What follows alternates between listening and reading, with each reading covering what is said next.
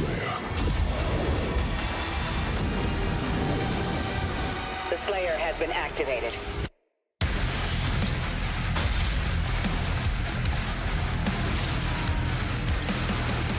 I can never rule as king, so long as you are the only one they fear.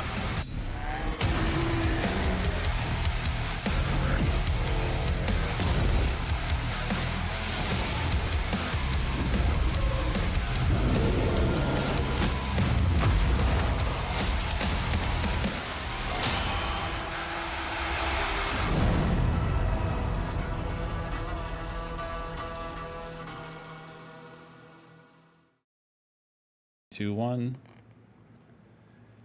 And we are back again. Hugo's like, yeah, hold on one second. Let me just send this We're on? tweet. Yeah, we're on. This is it. This is live. Because I hear the game. Oh, Let me yeah, lower yeah. the game. All right, cool. Hold on. This is honestly the perfect start. This is how we do it. That's it. Listen, it's the real deal. We're really doing it live for real. We're not kidding. So we are back. Wait, Josh, this is Yeah. our first of all, I wish that the fans could see I've got all this super cool Doom, like custom, streaming merch. I got control panels and Slayer microphones. It's like the coolest thing ever. It's unbelievable. It really and is. I'm in our we new went nuts. office that was built specifically to do this in. Yes, that's right. Yeah. It's cool because like the last stream when we were on it, it was you, me, and Marty, and we were like, kind of like behind you. So what's fun about this setup is it's like the other angle where you're kind of seeing like behind the scenes of what we normally do for the when we've got like 2 or 3 people on stream. But this is like we're kind of peeling it back, bringing it back to the COVID days when it was just you and me in your house and whatever the hell was going on in your house, whatever kind of cat or dog or family member wanted to do a cameo. It's kind of like the good old days, man. I know. It feels really, really good. Let me ask you this, Josh, or chat, what's better if I'm looking here or if I'm looking here? What would you rather, Josh? There, usually, for this part. Yeah. I mean, when you're looking at the game, you're going to have to just look at the one straight in front of you. But, and again, we could tweak all this stuff as we go along.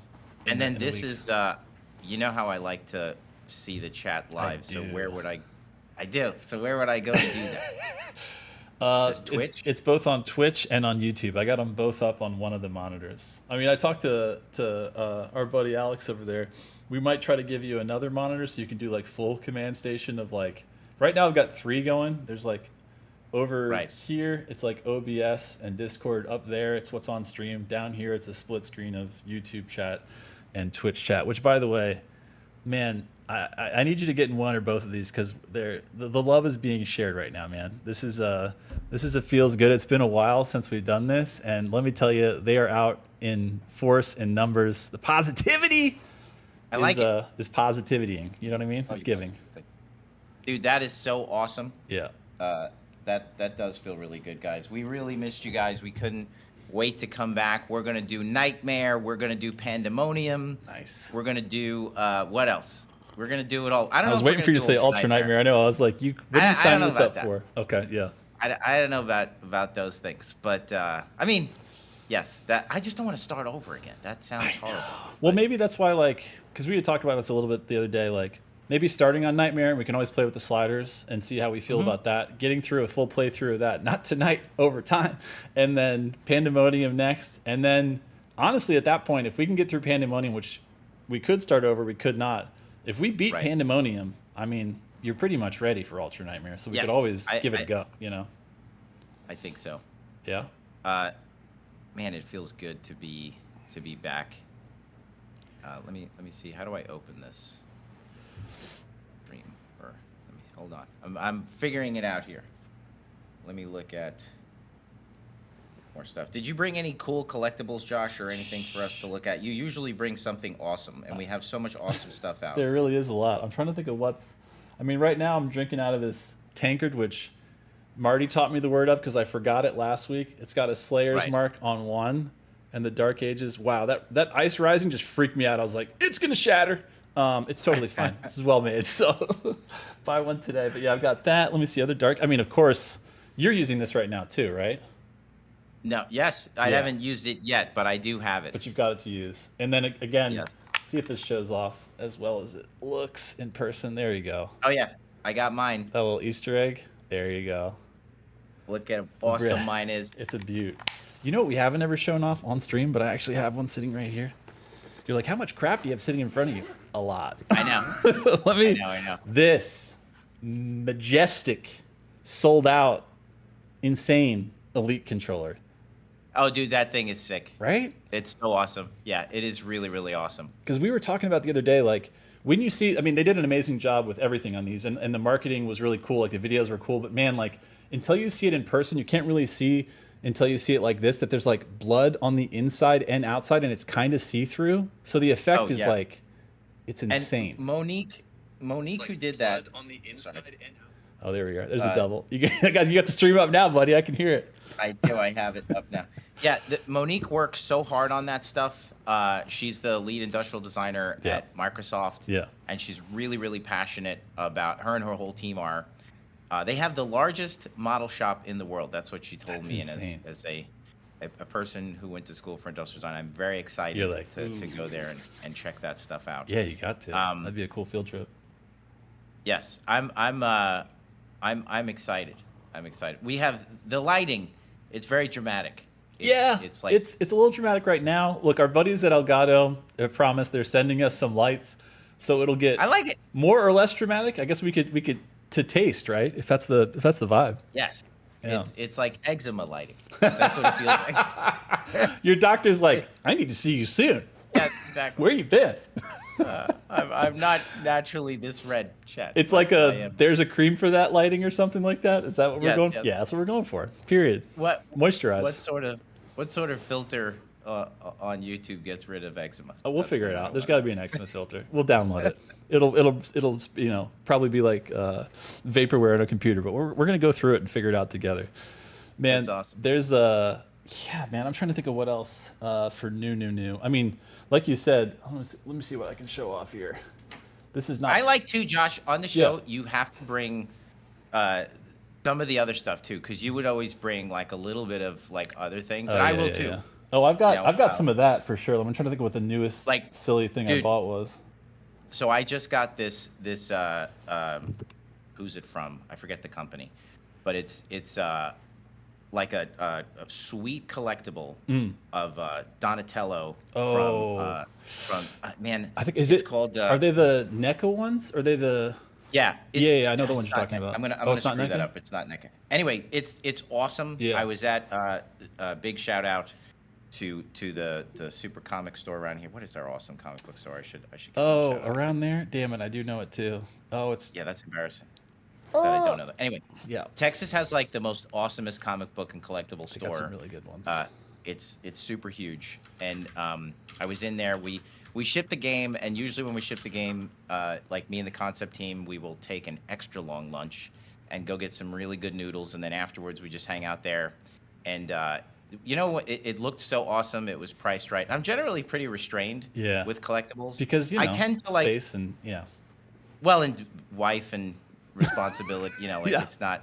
She's not. It's a shared space, so Yeah. She sees the stuff. She's like, how much does that thing cost?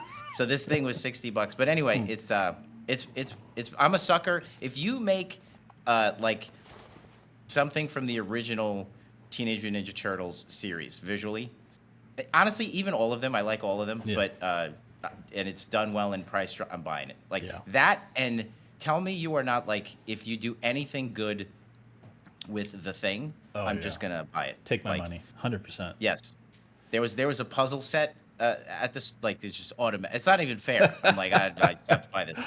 You're like, whether I ever put this together or not, it's coming home with me. Yes, 100%. So was it Zeus Comics or Titan Comics? One of those?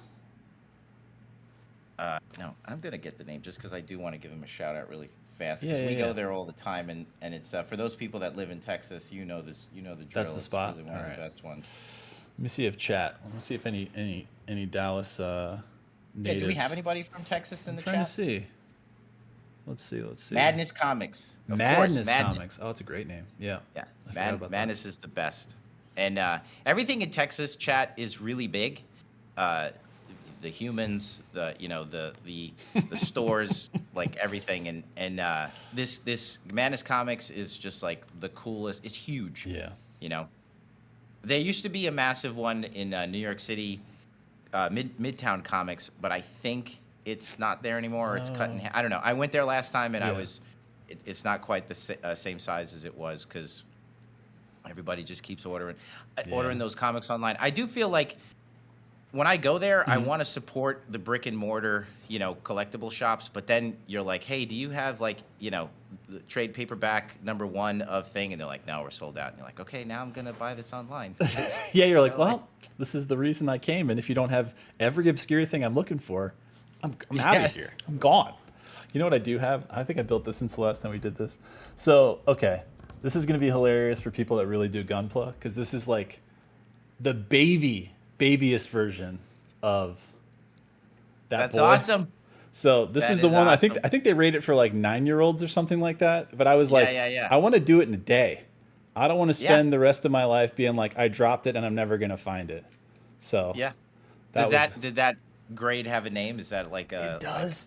There's some baby name that they make not baby. They make it like sound like, Right. anybody could make this, but it's really like Kid grade. yeah, it's super kid grade. I did it though, guys. I made it myself. It looks like That was actually post-launch. I'm thinking about doing a perfect grade. There's I built it before, but because I have a master grade of a Gundam Exia, ooh. and I love that. I really like it a lot. And there's a perfect grade one. I'm sure Chat has seen it. It looks amazing. Just the box alone, like I tend to buy them more than I build them, Yeah.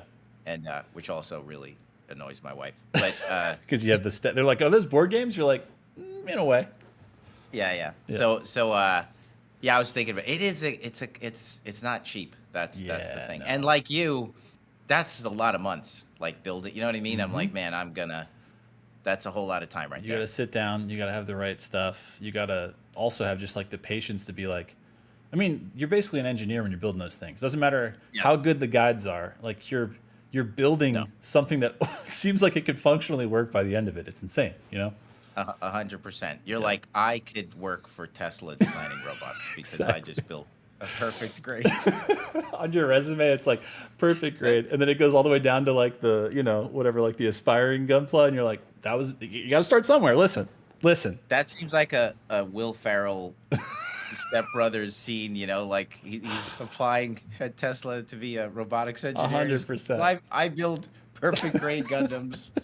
Like, You're right though, man. Like when you're at those stores and you see the box art, the box design, it's hard. it's just like, take my money. And even though It is. it's going to take a month, a couple weeks to Yes. build, like it's We're never. No, It'll or never. just point. yeah, it'll just be I a have cool box. Yeah, I have a Evangelion. I feel like everybody has an Evangelion they haven't built, and mine's just sitting. Is it an Ava 01 or is it a different one? Which one did you do? Do you remember? It's that's the Ava one, That's and the it's one. just sitting on my desk. I love how timeless that design is. That like that organic meets like robotic, like there's guts in there. It's just So and- good, And the profile, Jesus, the silhouette of like how skinny and weird. It's just amazing. yeah. I'm proud of that too. Like it's just stood the test of time. Like I don't think, that's ever going to change. We did a whole series on the concept art. I love that you said that was all Josh, by the way. Like Josh set that up, put a camera right back here, just said I went downstairs, I got some concept art, pulled it off the wall, and we just kind of did it organically. It's very fun. Yeah. And it was awesome. And yeah, I think a lot of pretty good timeless designs in this game. I'm really proud of the work that the whole team did, not just the concept guys. I was gonna And, say, I mean, you guys cooked. You guys always cook harder than I've ever seen anyone cook. But Jesus, the amount of, like, I know that there's an upcoming art book, which is why it was so easy to get all this stuff together, because you guys had to. Yes. We always have to send that stuff like way ahead of time for production to be Right. like anywhere near the game with Dark Horse. But man, oh man, the amount of, Right. and that's why it was so cool to do the Art of Slaying stuff, and then to be able to just straight up put the pieces out on social. And again, Yeah. shout out to my boy Perry, our internal video editor. Just couldn't dude's give him good. enough flowers, dude. He's the man. So Yeah, Yes. he's pretty good. He's pretty good. Little bit of editing, just so chat knows. Like as many times as I said "awesome," I said it about 5 more times, and they cut it out. Like I have awesome Tourette's. That's what I've realized. Like It's also funny because as I at the end of it, when we did like 100, you were like, if I say, what was it? If I say tapered shape. I was like, I tapered can't shapes say one more this time, anymore. I'm gonna lose my mind. Yes, so like please cut it all out. Speaking of, I have a little. If you want to, I have a couple of portraits queued up that we could kind of do a mini one at any Let's point. do it. You want to do it right now? Yeah. All right, let's do it. You ready? I'm gonna switch. Let's see if all this works. Boop. Okay. There he is. What are we looking at? How did this come to be? And how is that so gorgeous where it looks like it's like a headshot of somebody that you want to hire in hell, like day one? Yeah, Solomon, I believe, is the one who modeled it. Emerson designed it, our illustrious art director, and Jason Martin, our lead character artist, character art director, worked on this as well, I believe. But they all just killed it. I think it's really just beautiful. He's very, graceful. I love the juxtaposition. He's very elegant. Next to the Slayer. He's very envious for the. I don't want to spoil too much for those that haven't finished the game. In chat, can we get a quick how many people have finished the game? We're still not going to spoil it, but how many people have finished it? Yeah, say finished, done. Some kind of raise your hand in chat. Let us know. See, okay, I got one not yet. 100%ed me. Yep, done. Beat it last night. Finished. Me. Finished it. Oh man, it's popping off right now. Finished on Yes. Nightmare. Done like dinner. I like that one. All right, Nice. so decent amount of Well, people. Yeah, but still not everybody. Yeah, he's awesome, and he's Yeah. a great character. So the voice actor, I got to get his name. He was phenomenal. I told him several times, I'm like, dude, he'd do like a take. I'd be like, you could read the mail, and I would put it in the game. He's just enormously talented guy, and really got into it. And here's a great example of the passion that went into the game. There was a little pickup line. The line. I don't want to spoil it, but there's a line that he says when he says we what does he say? We'll need something more permanent. No, I won't say anything else. Yeah. And that line, that line originally was, what did he originally say? I think it was something a little different, and it didn't hit as well. Yeah. And I asked him, to send us a different version. I said, and he went into his booth on his own, and on one take, he gave us 20 minutes of content and said it 100 times, because he was just so into the character and he wanted to nail that moment. He knew what that moment was all about. And I can't say enough about how talented the person whose name I can't remember. We'll get so it. much We'll get it. We'll sincerity. come back. We're doing this I again. will get it. Yeah. He's that they were all really, really amazing to work with. Yeah. It's also, I mean, again, there's not enough flowers to give everybody at every single team, but man, I remember hearing the raw of his, which was incredible, and then the work that Chad and team did to just Yes. deepen it a little bit, give it all of the reverb that doesn't sound like it stands out as reverb, just all of the creepiness, the layers, the saturation. Phenomenal. Oh my god, so cool. Yeah, Dave. Yes, Dave Kazale, his whole team, audio design team. I think the sound design is always amazing in all Doom games, and Yeah. it's pretty amazing in this game. The bullets, the guns. I mean, how about that super shotgun, chat? Is that not just a killer sounding super shotgun? And actually, since this stream is always about connecting with you guys, talking about things that we're working on and stuff. So the mix is going to get a little more rock and roll for you. We've heard your feedback. Now you can, in the sliders, we defaulted to a little bit more balanced, and then we gave you a few notches to be able to make it easily more of a rock concert if you wanted to. We are going to default to a little bit more of a rock concert out the gate. So that will be in a patch, either a patch or tunables, I forget. Yeah. Wait, that may already be live. I'm. Is it? Okay. Yeah, it might be, but anyway, that's a change from launch, so we get a little bit more of the music. And then, again, you could change it to whatever you want at any Right. time. There are so many sliders in this game, so many ways to slay. That's so cheesy, but there is. I like that. Slay your way, ways to slay. I mean, they That's all it. work. No, it's good.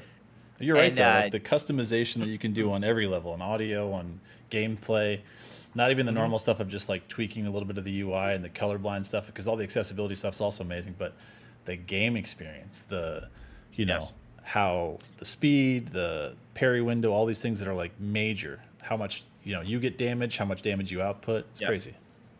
Will also, there was a bug at launch where in some levels the audio didn't play both in cinematics and the levels, and you had to kind of restart the level in order to get it to play. So there were a few instances due to like a low mix, and again that was more for like.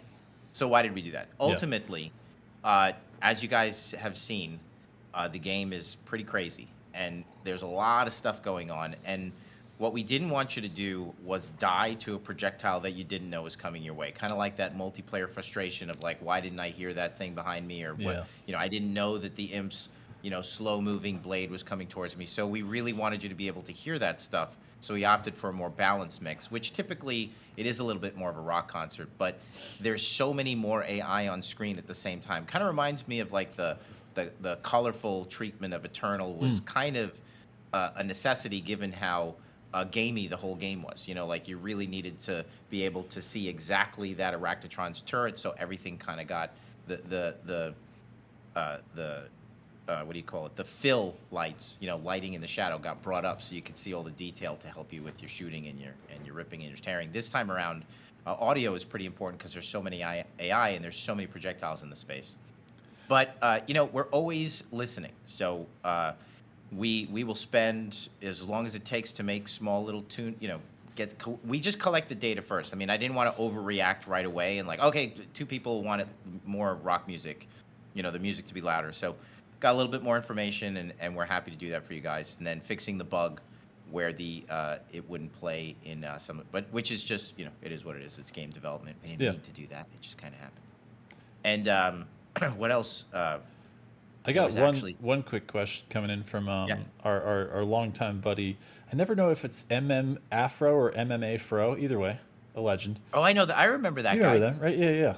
Yeah. Another, if I remember, not only I know they're a controller player. I think they might have been an inverted. Anyways, I don't want to over if they're not that. But anyways, they were asking about. We had talked about this a while ago, but if there's any potential for down the road, maybe doing any kind of like slow motion adjustability with like parry melee stuff in upcoming like future stuff patches. We're going to increase the slowdown. We've heard you guys, and we know you want more of it. So you're welcome. No, absolutely. We would look. We make it for you. There's no like agenda, like the slowdown if we can. I don't want to say that we can, but of course we will try. And we put everything on sliders. I mean, you could turn anything. We try to put as many things as we can on toggleable switches, as possible for you guys.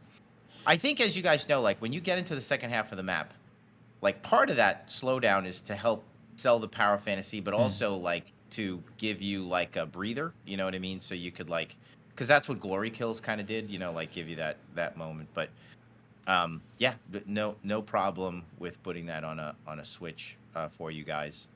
We're happy to do it. Yeah, maybe if we can, of course. We have to mess around and see. But yeah, we have so much to talk about too. We have that. We have I don't know if you guys noticed. Let me ask chat this. Okay. How many of you guys were playing today, let's say after like 10 o'clock, and you noticed that did you notice that the game got a little more challenging? Can I get a yes or a no in chat? Did you notice it got more challenging? So people that played today, or maybe after around 10 a.m. Central, so around 11 a.m. Yes. Okay, I'm seeing some yeses in both Twitch and on YouTube. I'm seeing a lot of yeses.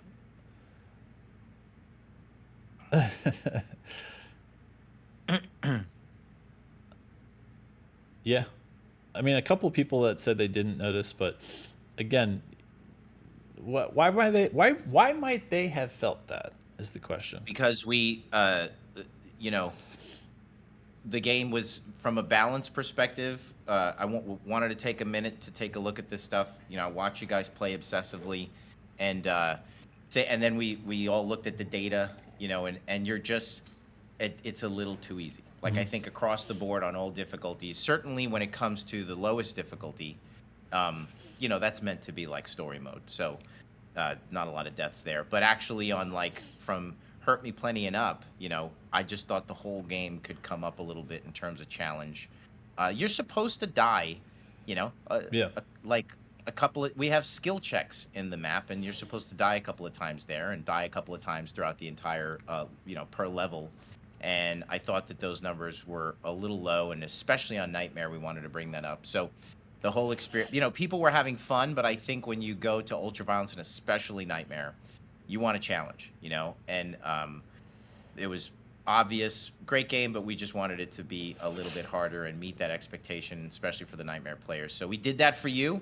We put increased the challenge a little bit in a very specific, and we took our time and in a very nuanced way. We didn't just like randomly jack up damage. Just go, or it's harder. like that. Yeah. Yeah, we really Peter Sokol, our gameplay and systems director, and his team, Matt Schemmer, our AI design supervisor. Those guys took the time, really looked at it together.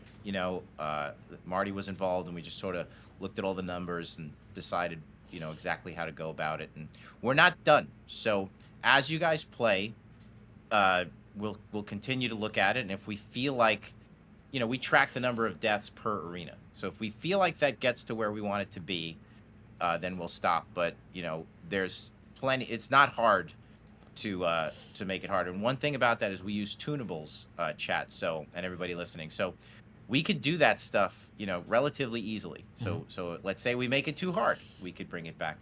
The only thing that I'd ask you guys is like, when you're giving your feedback, like, just try to separate like what is an opinion versus what is fact. Like, how do you mean? Just because it helps filter out the noise. Right. Like if there is just objectively something that just is bad, versus like, oh well, this would be nice. That just kind of helps us a little bit zero in on that stuff. Oh, but you mean like the taste versus the like, this is maybe bugged, or this is the reason why, instead of just like fix this, right? Yeah, Mayo. The When it comes part. to difficulty, it's kind of opinion, so that maybe is harder. But Yeah. Mayo's really good at this. Like I'm friends with Under the Mayo, and he very much separates.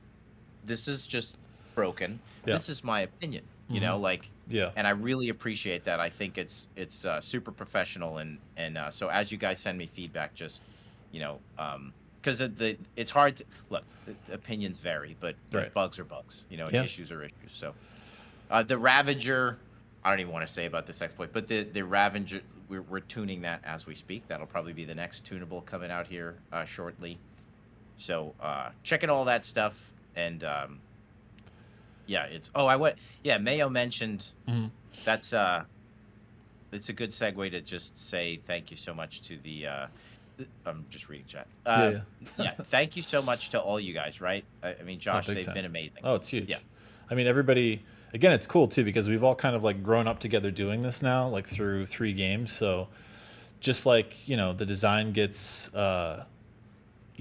changed, updated, smarter, different. I mean, everybody's growing alongside of us. And just like you said, I mean, constructive criticism is hard to do, period, because separating your feelings from what's something that can be actioned on. But you got to just think, if I really want something changed, try to separate yourself from your play style in particular. Is it just something I want to do that can't be done, or is it something that everybody is doing and everybody will hit these kind of same hurdles? And then the best way to describe it, where somebody that designs somebody that designs the game, obviously all these people are brilliant, so they can take anything and try to make sense out of it. But the more you can break down how to reproduce it, like the repro steps of like this action, this action, this action, this is the result.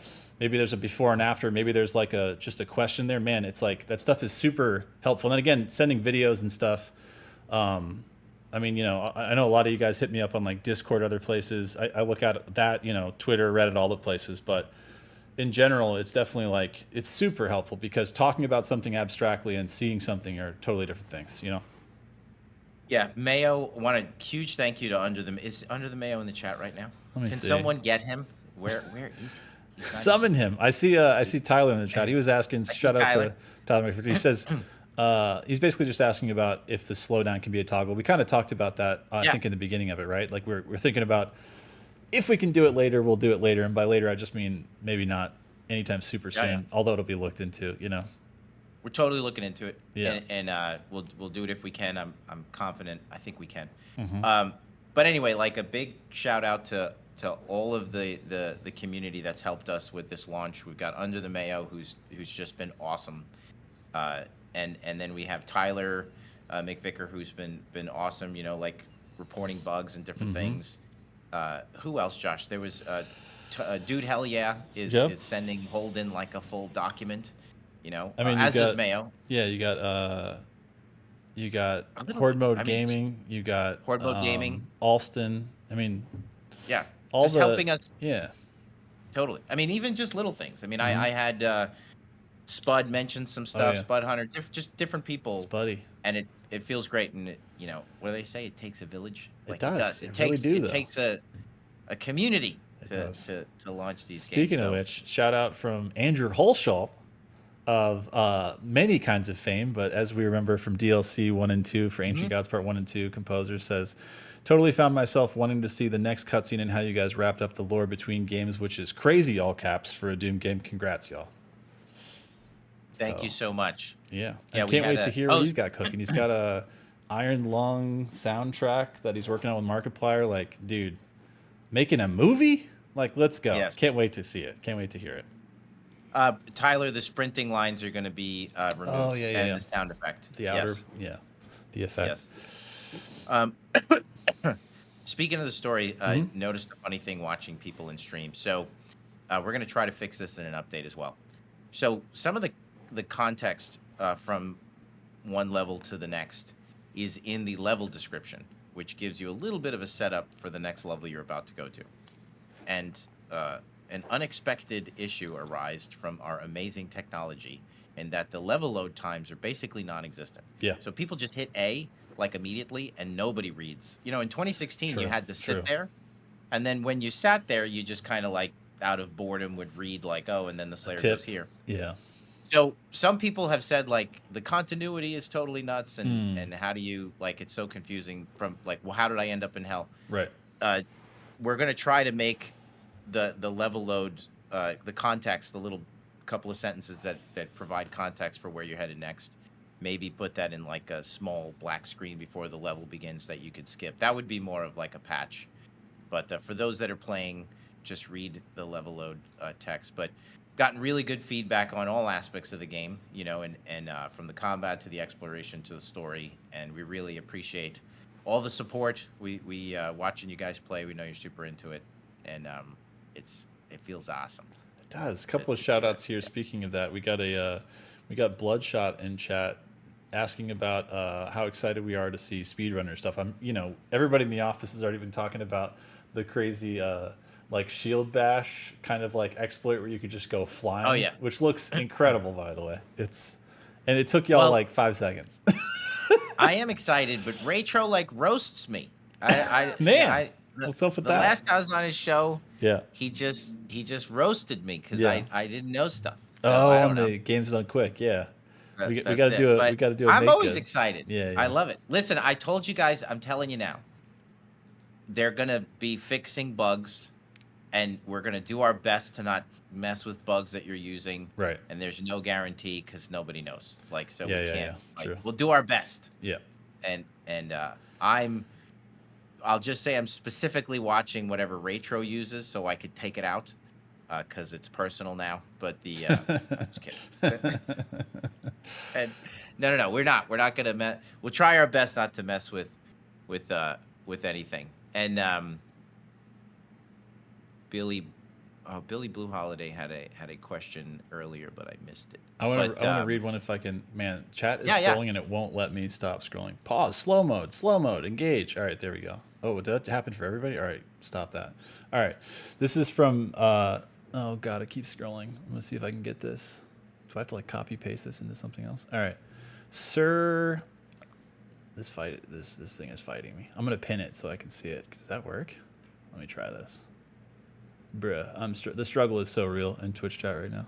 All right, let me see if this scroll button works. Josh, we are at 1.4 thousand viewers. Bruh. Hey, based on our numbers last time, is that good? I think so. I mean, I don't even remember. it's this many people hanging out having fun. We're not even doing anything right now. We're not even playing the game That's right it. now. You know what I mean? Chat is 1.4 for a stream. Is that good? That's is that good? right? How we doing? Let's check in. So, Sir, it's not Bongdonkus, it's Bonkulus. There we go. Jesus, I couldn't do it. I'm going to try to read this as it's scrolling. Hey, Josh and Hugo, back in 2021 when you guys were doing your playthrough of Eternal, I asked for advice on how to get into the game industry as a game designer. Since then, I started my journey as a game designer. Oh, my God. As a game designer in the dev program at Malmo University in Sweden. I graduate in 2026 in June. I just want to thank you guys for making awesome games that inspire the newer generation. Damn, feels good. Dude, we are super happy to do it. We love doing that stuff. We like to treat this stuff as kind of educational. We know we have a lot of aspiring designers and artists and creatives in the chat. So any way we could help you guys out, we're excited to do it. Or maybe you didn't even know you wanted to do this. And, you're hanging out with us and you decide. That's how I got started. I just, I remember somebody came to my school and from ILM and they showed me what they did for a living. And I was like, are you serious? That's a job? And I was gonna just say, done. For any of the kiddos, ILM is Industrial Light and Magic of... That's right. God, which kind of means... Yeah, everything, right? They did everything. Yeah. I don't know that...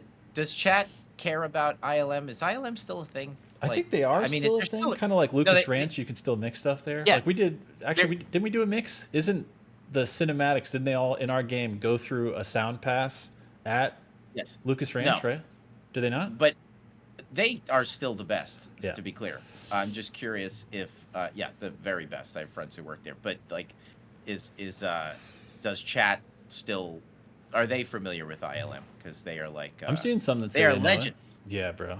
I mean, I'm thinking of like every iconic VFX in a movie. Like I'm thinking about, I'm pretty positive they even did like Ghostbusters, and that was all like hand drawn. Like the first one, like Dude. every single ghost thing is hand drawn animation, which is just nuts. Yes. It was, you know what's really funny? What's that? So people, on that note, we have the 2016 Better Crowd. We have the 93 Dooms Better Crowd. We have the Eternals Better Crowd. And totally love it. Yeah. When you attach yourself and something is like your first experience, Right. it's very hard to like fully embrace the new thing. I do that all the time. Like I understand where it comes from, chat, because me and Josh, come on, any certified nerd is like that, And when Josh brings up Ghostbusters, I remember watching the end of the reboot, and I'm like, in 1985, they summoned a giant marshmallow man who walked through Manhattan, and now we're out in a cornfield. Like, right. like what you can do in the levels of like effort and all that stuff. I know what you mean. Which I love that movie. It's dude.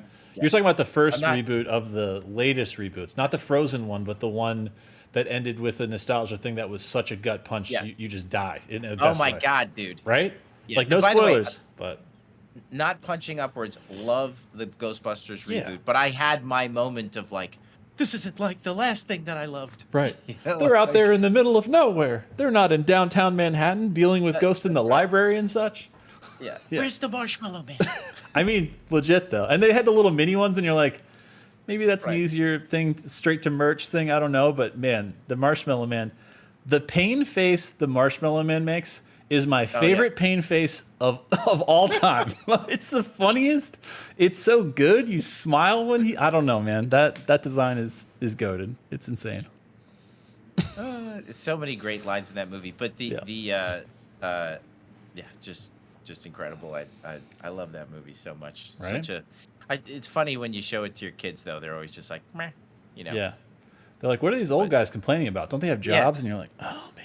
Dude, when I don't know how chat felt about this, but what Josh said about the gut punch, like I had like a moment in the movie theater because they all came out, and then I was like, I could feel the lump in my throat, and I was like, dude, this is pathetic. Like, come on, get a hold of yourself.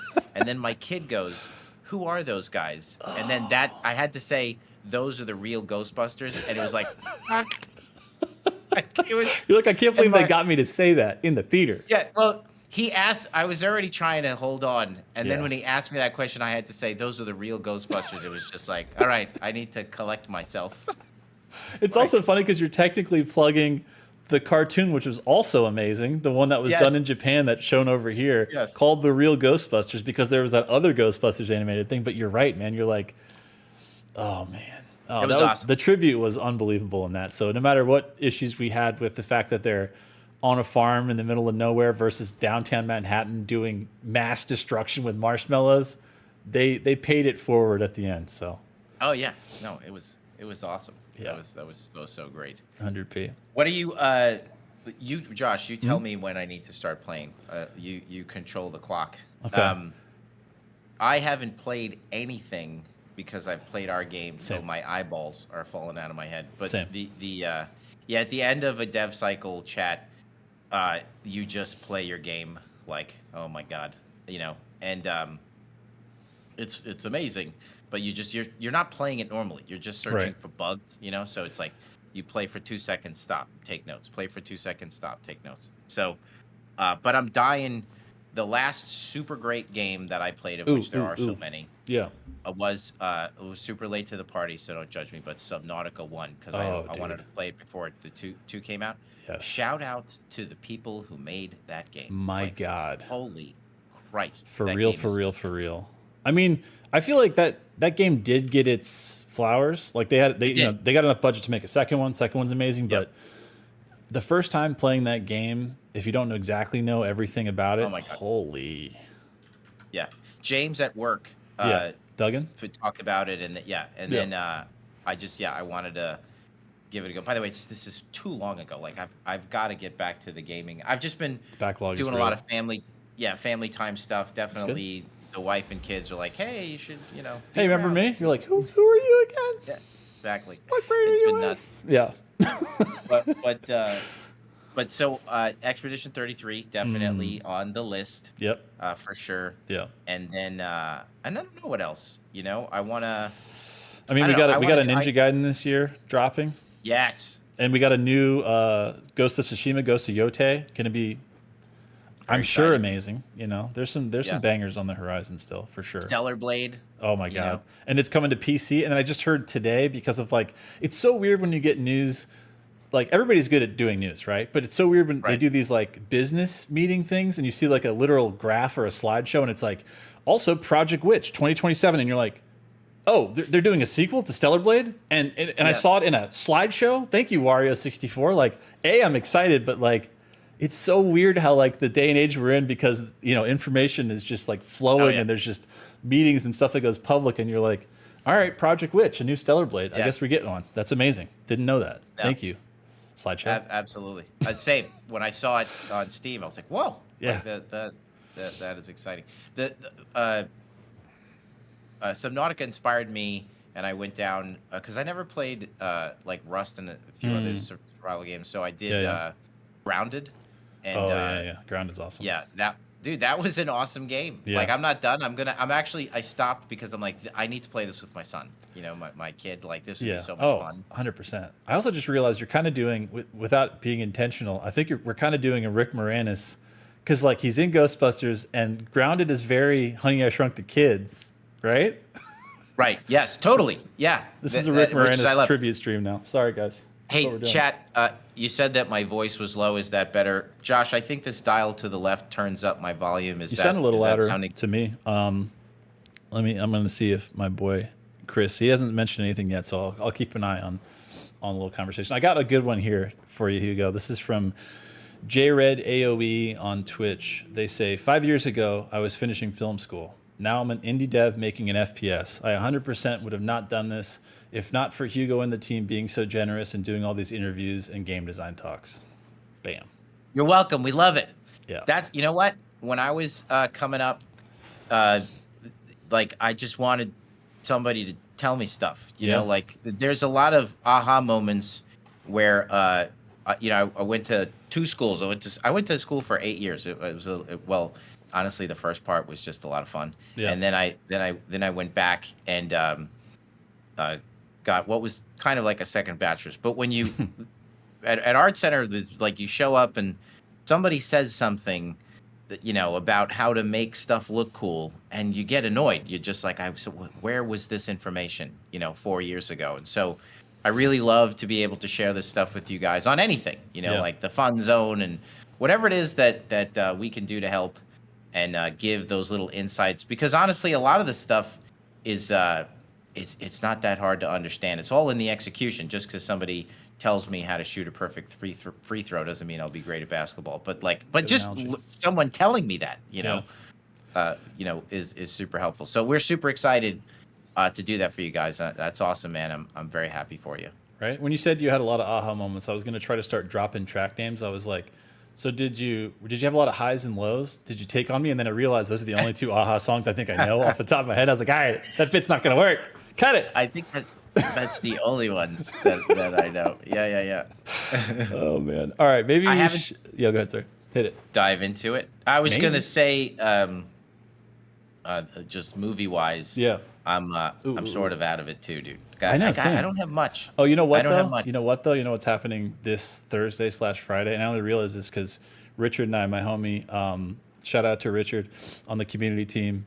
We're talking about it today because we're both AMC A-list members. Which I'm doing an AMC A-list pitch now for a second. It's like $30 a month, and you can see 4 movies a week. If you go see one movie that's like in the IMAX, it's like basically that or more than that. So if you watch any kind of movies or a lot of movies and you have an AMC near you, sign up for AMC A-list. All right. So we're both A-list pretty members. awesome. It's pretty good. We're both A-list members, and we realized that this Friday is both Mission Impossible premiere and my birthday. So we're doing that. That's what we're doing on Friday. We're going to see Tom Cruise jump out of whatever they've invented new for him to jump out of because he's going to do it, I'm sure. Dude, I feel like at this point, the next one, he's just gonna have to like throw himself into a fan or something. It's getting so crazy. Yeah, he's gonna have to like dematerialize and rematerialize. That's it. Yeah, he's just. I don't know what else the guy. What if he? Do, okay, I had a new reboot idea for him. He's in The Thing, and he's every character. Literally every character in the movie, all of them. He actually really gets torn to pieces and then rematerializes. And he talks about how much he had to study to split his rib cage open and bite the dude's hands off. And I wish I had a good Tom Cruise impression because I feel like there's so many interviews where he's like, I talked to the stunt guy. He said it can never be done. I fired that stunt guy. It's just like that's his. I feel like he's done it 100 times. He just keeps getting crazier people that are like, all right, I guess you can do it because you're going to fire me if I say no. So let's do it. Jump off that building. We'll see what happens. Yes, absolutely. Yeah. I just read, when do we get Doom Eternal 2? There won't be, we don't redo the same game. Right. We do something new. The trilogy will stand on its own, you guys. Plus, I mean, there's already 2 sequels to that. There is Ancient Gods Part 1, Ancient Gods Part 2, and then there's Doom Eternal mods. I mean, you're eating good. And there's a ton of master levels. Yeah. Hey, master levels for Dark Ages, we would like to do them. Yes. If we could get that going, that would be good, you guys. And then as we said, we got a DLC that we're cooking up. We'll see how that goes. Yeah. But I was gonna say maybe the DLC before the master levels. But we'll see. No, actually. He's like, absolutely not. We're doing those right now today. We might. We're trying actually to, because they're it might be the kind of thing where we could do it in the meantime. We'll see. But it's up for discussion, guys. So. Right on. But right now we want you guys just enjoying, the game and let us know about difficulty. Let us know if you think we made it hard enough. We'll be watching. We can see the numbers. So I think it should be all right. good. Before we jump in the game, we're gonna do some really quick promos if these things work, and they do. Beautiful card. There was only 666 to start. Who knows how many there are now? It's a lot of money, but welcome to the future. Graphics card costs a lot because they look. Okay, I'm just going to say this today. Hugo, you're going to back me up on this because you're playing on the same. Shout outs to Eric at NVIDIA who sent us 5090s to get these streams going. I lost sound, Josh. Like you can't hear me? You can't hear you? I hear you now. Okay, good. I'll say this. It's funny, I just realized the other day, the 3 times I've upgraded my computer in the last 10 years were from Doom 2016 came out, when Eternal came out, and now when Dark Ages come out. And I'll say that I was playing on a 3080 Ti. It played amazing, looked amazing. And then I switched into 5090, did everything maxed, frame gen 4X, all that. Went from about 90 frames to about 300 something frames. I'm playing a different game. I literally thought my vision was better last night the first time I saw it. And I have pretty good vision. Like, dude, it was that much of a. It's like when you jump from 60 to 144 on a monitor, you're just like, I can see the future. I can see everything. You know what I mean? It's Josh, is that what crazy. I have in my PC right Yes, yes. What you're going to be Dude. playing on tonight is the setup, is the system. now? I wish chat could see my setup. This know. is crazy. It's nuts, like right? from where we came Mm-hmm. on our first stream in my house to this is nuts. Yeah. Like, yeah, this is so cool. Everybody did such an awesome job setting this all up. Yeah, for real. And I Big do shout-outs. actually have a lot of really cool collectibles behind me, but I'm not going to get them out. You do have some good But, ones. Oh, by the way, not Alex. Andrew pointed this out. I was wearing this the other day on stream, but if you see this hat, the Gear Store is making this hat. I don't know when it's going to be available, but it's black on black, Doom the Dark Ages, and it's. I literally haven't every single day for like the last 2.5, 3 weeks. I got it. This is the only hat I wear because it's the only one I want to wear now. It's the if you know, you know, in the best way. Right. Anyways, we're making it. It's happening. You can get it not now, but soon. But speaking of, if I switch to here we go. Some of this stuff is available, some of it isn't. After we had the last stream, we talked to our good buddies. Shout outs to Amber and the DPI crew that do all of our Gear Store stuff.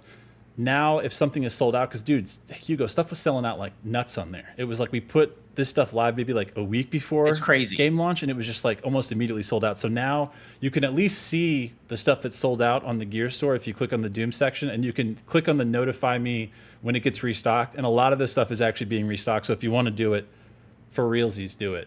You can also scan the QR code if you're a maniac and you've got your phone out and you're watching this somewhere else.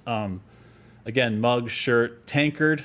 Thank you, Marty, for that lesson because I'll never forget it's called a tankard now. And then, the key art that we did for both of these, the standard and premium edition, the wall banner and the oversized mouse pad, like chef's kiss. Like you guys, it's like we set a standard for ourselves and then we blow it out of the water. So Hugo, again, to the whole art team, amazing. everybody we work with, insane, right?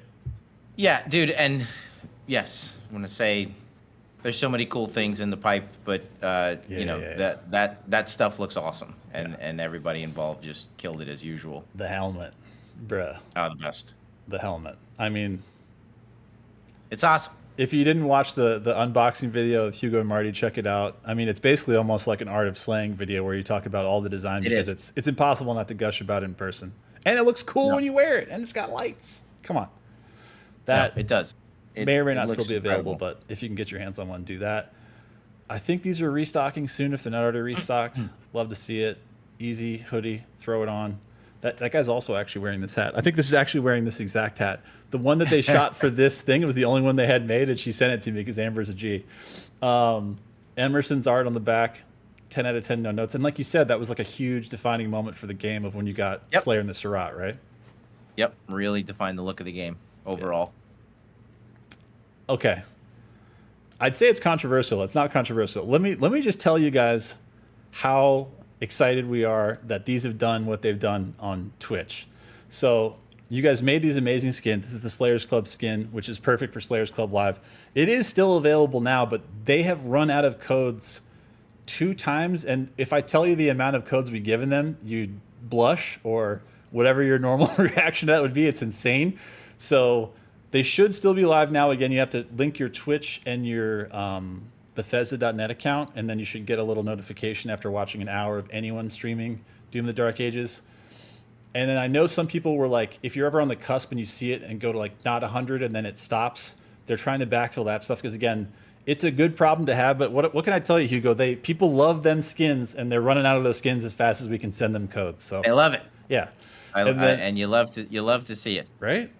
Last but not least, this pizza skin has been very controversial in the fact that there is a gray market, there is a black market, there is every market that could be a market for a piece of that pizza. So you can get this Ranger skin, man. I have seen, there's like people on Twitter. I saw a guy change his whole name to like, I can't remember what it is. He's like, Prince Street Pizza, like code dealer. And like they're on eBay, they're everywhere. So again, if you are near a Prince Street Pizza, get this while it's getting good. It's crazy. Right? Yeah, people go nuts for these skins. Yeah, they're really, really cool. You guys cook super hard. All right, so is it time? Should we? Let's do it. All right, let's dive in. Let me get. All right, let me Oh, turn up the. let me unmute game audio. All right, people should be hearing it now.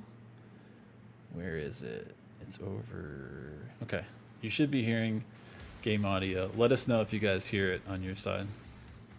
Oh, Hugo's I'm gonna changing go on a that little. side. No, you're good. I'll have to just adjust on this side, but it's not a problem. Yeah, do Let you know- need me to turn this up? You tell me where or- you like it, and I'll adjust on my side. This is about good where I could play and hear Okay. you. All right, I'm turning it up a lot.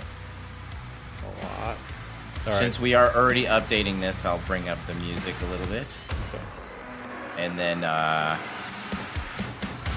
it for that. Chat, you let us know of the levels of game audio, if it's good, if it needs to go up anymore. I boosted it a lot. We have to invert chat because you know how we do here. Yep. This is the world of inversion. Welcome to the world of inversion. That's it. Let's see. I'll lower this a little bit more, chat, just so I can hear.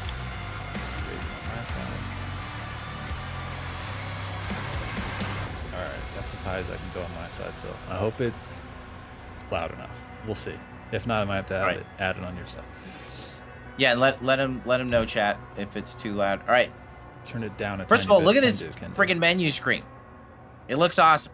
Right? And then all right, it's been turned down. The music in there is super bad. Right? Yeah, finishing move, Bad A. Hugo. Like, the amount... Like, we put out the soundtrack on all the digital platforms, like, a day before launch. The fact that it's just, like, a 35-track buffet, and, like, how much variety they did to fit the crazy places that we send people in this game, unbelievable. Yes, we've got a long history, obviously, of incredible music in Doom. Yep. And I think that finishing moves totally added yet another chapter. And great work with those guys, and happy for them. And I think, and like I said, we've made an adjustment to the music where it will be louder for you guys, since that's what you want. But you can always make it as loud as you want, because this game this time around is really about customization across the board. So I see I'm taking a look at... You're looking at the difficulties here. I was looking at Pandemonium a little bit. Pandemonium is really fun because it's kind of like a step to Ultra Nightmare. I won't play that tonight. Okay. I'll play Nightmare. Okay. One update I'd like to do, chat, if you're down, let me know if... Just give us a yes or a no on this. Okay. I'd love for the extra lives to go down, the max cap go down as you go up on the sliders. So we leave Hurt Me Plenty at 3, but we lower Ultra Violence to 2, and then we bring Nightmare to 1. So you can only hold 1 extra life at a time. I think that'll just make it a little more spicy. What do you guys think of that? Yes or no? Let's hear you guys. I see a lot of yeses. Man, we got just super juicers in chat. Just Slayers Club veterans saying, yes, please. Yes, with the slider. So what I'll do is I'll use this for when we... Somebody talked about a slider on it, too. That's an interesting idea. Yeah, we'd like to do that, too. But here's the thing, like, with the music, it's like, hey, we're going to do a balance pass, and then they can make it louder if they want. But then people they want the default to be a certain way. So I figure, like, make the default so I was just using that as an example of, like, I'd rather just make the default what we want, and then listen, if you want to change it on a slider, you can. So we'll try to do both. So y'all are saying yes, and I totally agree. And then when we do it, and somebody on Reddit goes insane, I'm just going to post a picture of this chat and say, I'm just doing what I'm told. I'm following instructions. That's it. Yeah, because I think they were talking about making it a slider, like the 1-ups maximum you can hold could be a slider, which is a wild idea, right? Yes. So yeah, tons of difficulty options.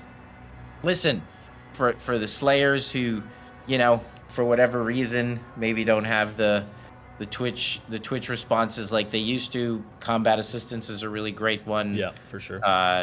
You know, this one, empowered attacks, you're going to get a lot more falters, you know, as you play. And this is all off. We'll go with the default setting.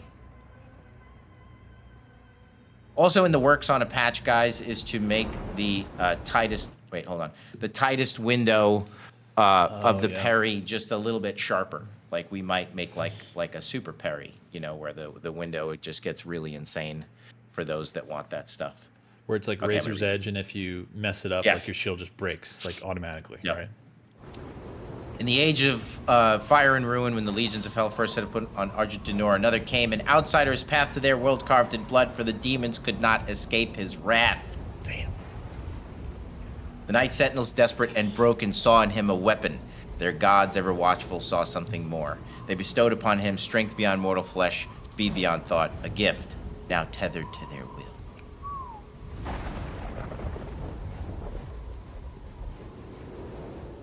It's an enormous amount of work went into these cinematics. Big shout out to Colin James and his whole team. Amen to that. Justin Skirpin, Colin James, Taylor.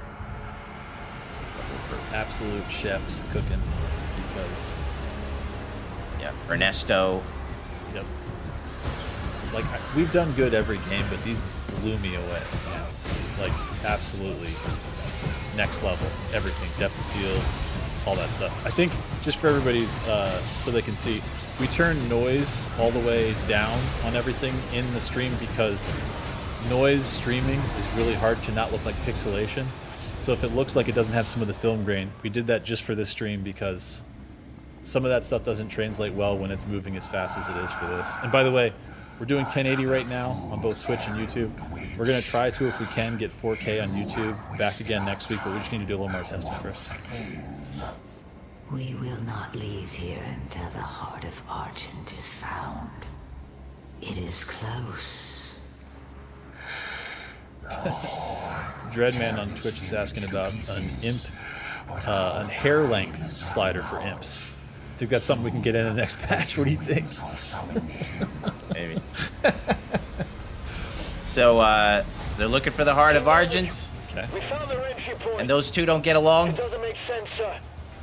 And here he is. Still holding, but our scans show that 3 portals were opened from inside the village. The demons couldn't get past the barrier, so their followers are letting them in. Thera. The transports. How much time? Get me the new bishop. Valen's armored division is still an hour away. We could try and launch the Atlands. There's no time. Bishop Creed. We need him.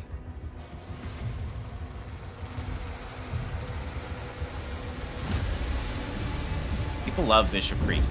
Dude, Creed is amazing. The design is insane. And when you get, again, no spoilers, but when you see more of him, it gets even more interesting.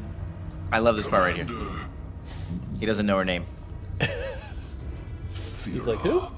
This temple must New phone, remain who guarded. dis? The village of Kalim is a mining settlement. If it falls, everything will be destroyed, including your Sentinel energy reserves.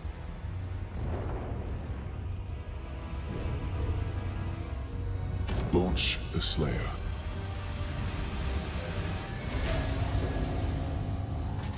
And I feel like people really gravitate towards that line. You go launch the Slayer. It's like launching him like he's not a person, but he's a... He's the super weapon That's right. of gods and kings. Bam! Guy's a dangerous guy. So, chat's already seen this already, so little inside, behind the scenes stuff. This is very much stylistically based on 90s action films, the Tony Scott era of 90s action films, you know, Days of Thunder, Top Gun, excuse me, Roadhouse, you know, where everyone's, you know, in a Tony Scott movie is a little bit tan, a little bit sweaty. Everybody looks their best even when they're tired and dirty. And just that the goal was like stylized realism, you know? Because everybody looks... it's an action movie. That's basically what the story is, because it's an action game. So just and I'm a huge Tony Scott fan.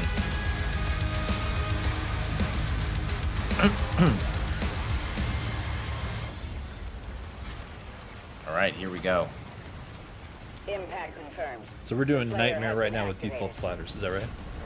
Yes. Nice.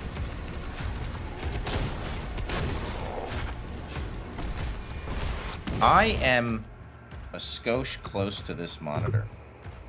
All right. I'm gonna see about backing up just a hair. Can you Is that move? okay? I think it is, but that camera's really sensitive about the focal length is like, it's easy to blur. I can't tell in that. Let me put you in a 2-shot for 2 seconds and check here. I think you need to move closer and then move the monitor back. Can you do that? Because you're a little bit I can do blurry that. right now. Yeah, there That'll you go. kind of. That's like You know the what? good focus point. I'll roll like this. All right, you sure? All Yeah. right, we're doing a line. Doing it live. You heard it here first. All right, we turn tutorials off because you guys know how to play the game.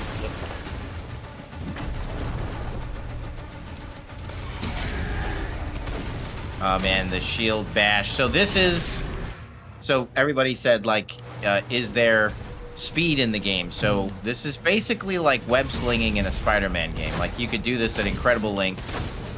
You could do it off cliffs and edges, and it's how you reposition. You know, this time around, you know, we went from the arenas of Doom Eternal and Doom 2016 and those arena fights to the battlefields of Doom the Dark Ages. And so the way that the enemies are designed and the way that they set up is kind of like in formations because they're waiting for you.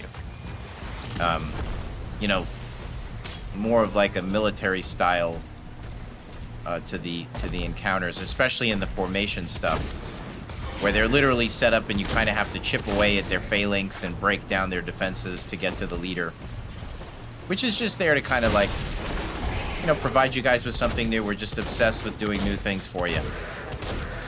Yeah, I mean, the We amount of never times- want to do more of the same. Like when you get the the shield soldier formation, that like you have to heat up their shields that they're hiding in a Rakatron or a a cyber demon. It's awesome because it just makes you use the tools and feel like a badass, basically. Yes. And so this gun is about, this game is about, well, actually, on the innovation thing. That's what we love to do.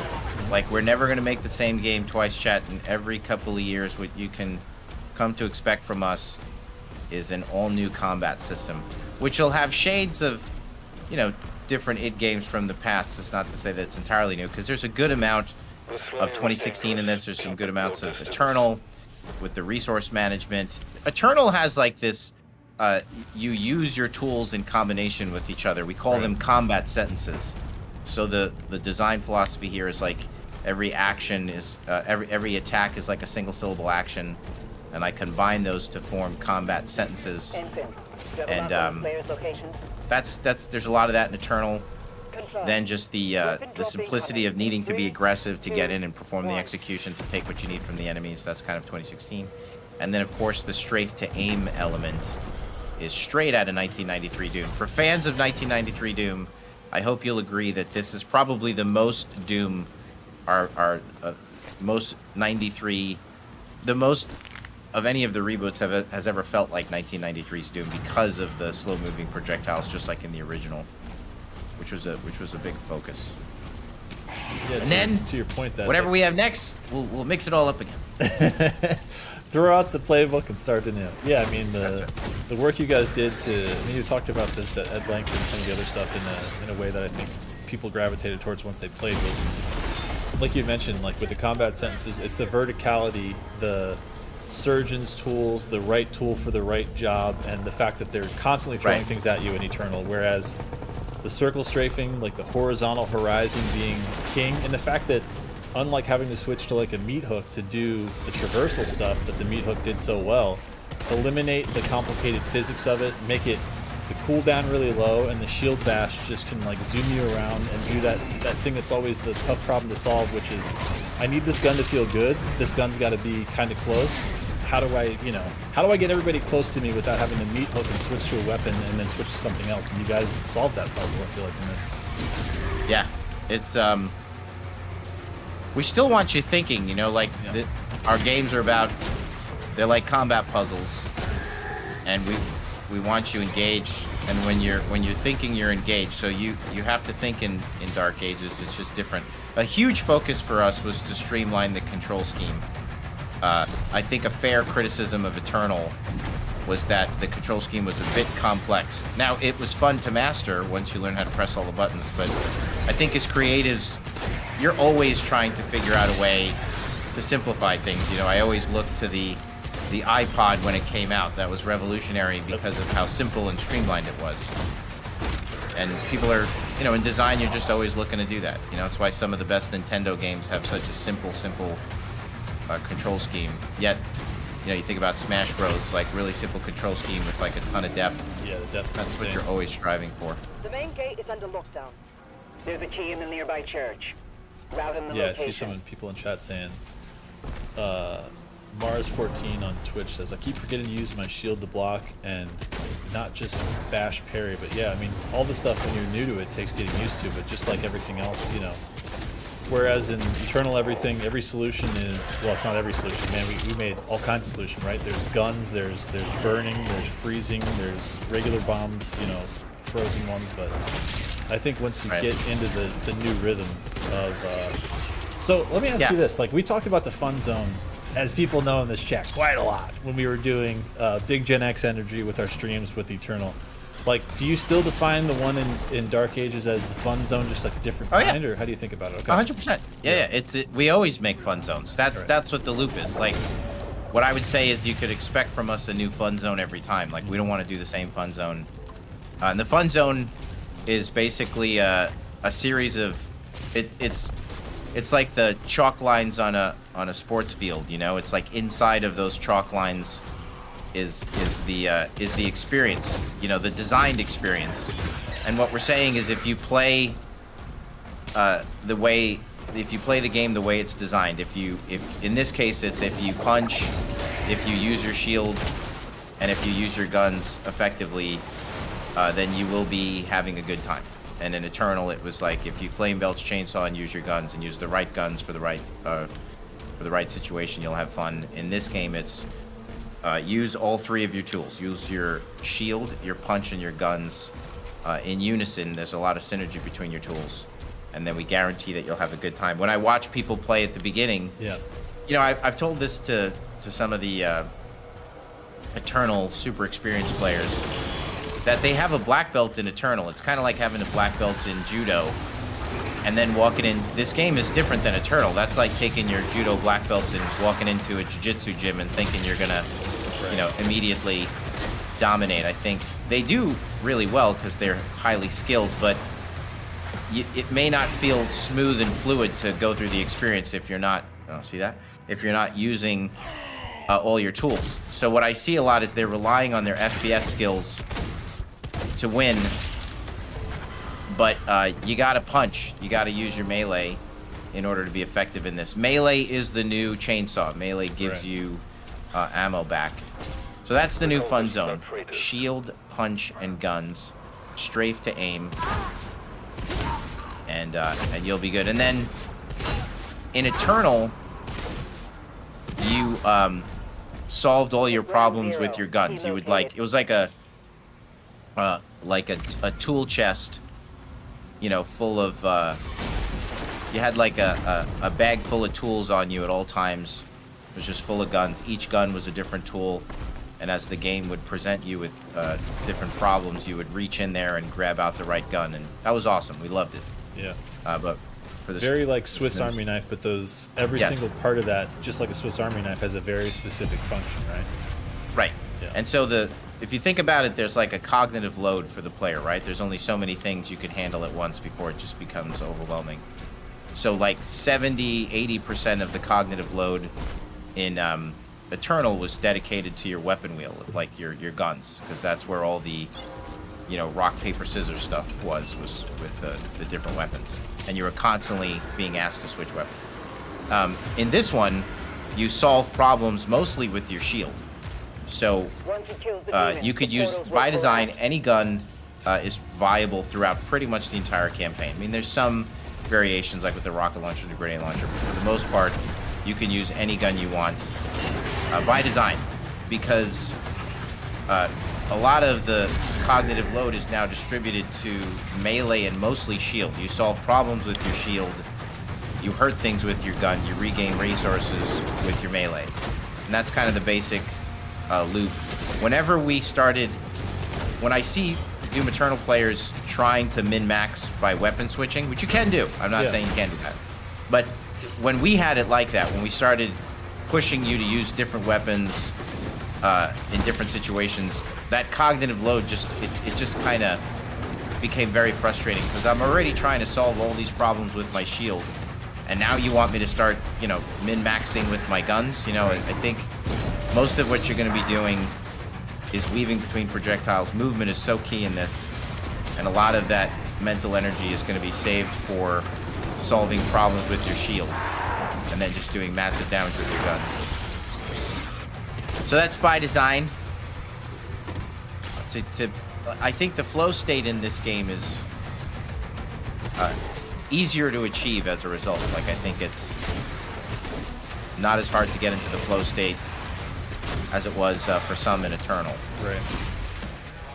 And with a simpler control scheme, we could ask more of you. So that's why there's so many enemies on the field with so many projectiles, because you're fighting the bad guys, not your controls. True. Yeah, I mean, just the default things of what I think you gravitate towards wanting to do when you're holding a controller or holding a mouse and keyboard, like controlling that. It's like they kind of fall into like the right buttons in the right places. Versus again, like you're saying in Eternal, it's very like, if you didn't go to school and study the fact that when this thing happens, when this thing pops up, the fix is, you got to either precision scope that Arachnotrons, gun turret, or you got to sticky bomb it, or you got to. It's like it became so situational, which in the flow of combat could overwhelm people easily if they're not dialed into that, which takes some practice and some time, which you can't expect everybody's going to sit there and be like, I want to play this game, I have to master this game, versus you can play it any way you want it and master it later, which I think you guys did insanely in this, like so well. Yeah, use any gun you want. That's it. That was a big part of it. It was just to change it up. But you have to use your shield effectively. You have to use your melees if you're going to be successful. I see people not meleeing in the beginning as much. So when it clicks is when you start using those three tools. Tons of secrets in the game this time. And shout out to Jack Bone, who said thank you for shooting that barrel. Also with Jack Bone, shout out. So if you guys remember the old, I think it was like after like the 5th or 6th stream, we had Jack Bone do a custom. He did a piece of art by himself. It was the Pog Adventures of Hugo and Josh, and it had the hot dog kibis, and it had Hugo's dog in the back seat and everything else, like the kind of Marauder version.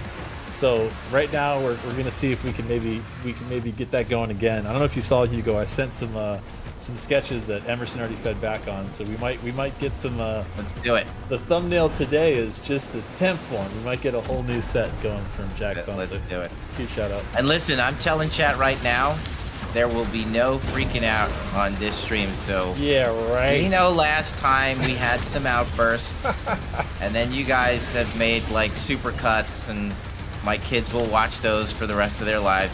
What a gift. What a gift. Every time you give them any kind of guff, they're just like, they just play the video and you're like, all right, what you got? That's it. All right. Now we're keeping it cool this time, Josh. Yeah. Casual. Curse words, but those sailors have never been on the sea. Exactly. I love the blackjack. Well, actually, it's funny. The blackjack is the name for it internally. It is the shredder. You guys know it as the shredder. We always have little stuff like that where the devs will melee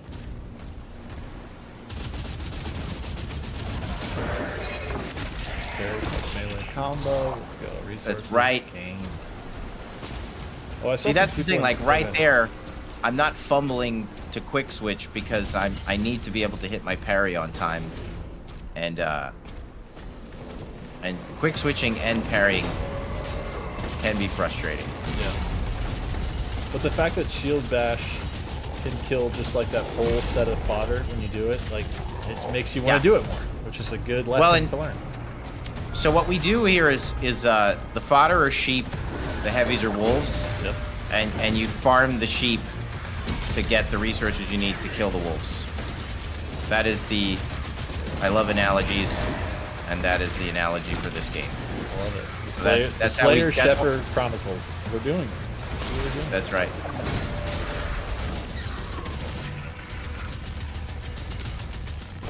typo. We've already answered that about potential parry, slow down stuff. It might be a All right, slight you little just saw that difference. right there. Okay, chat. Yeah. I just executed 2 guys. Yeah. One guy here, one guy behind me. Now I know that y'all love glory kills, so do I.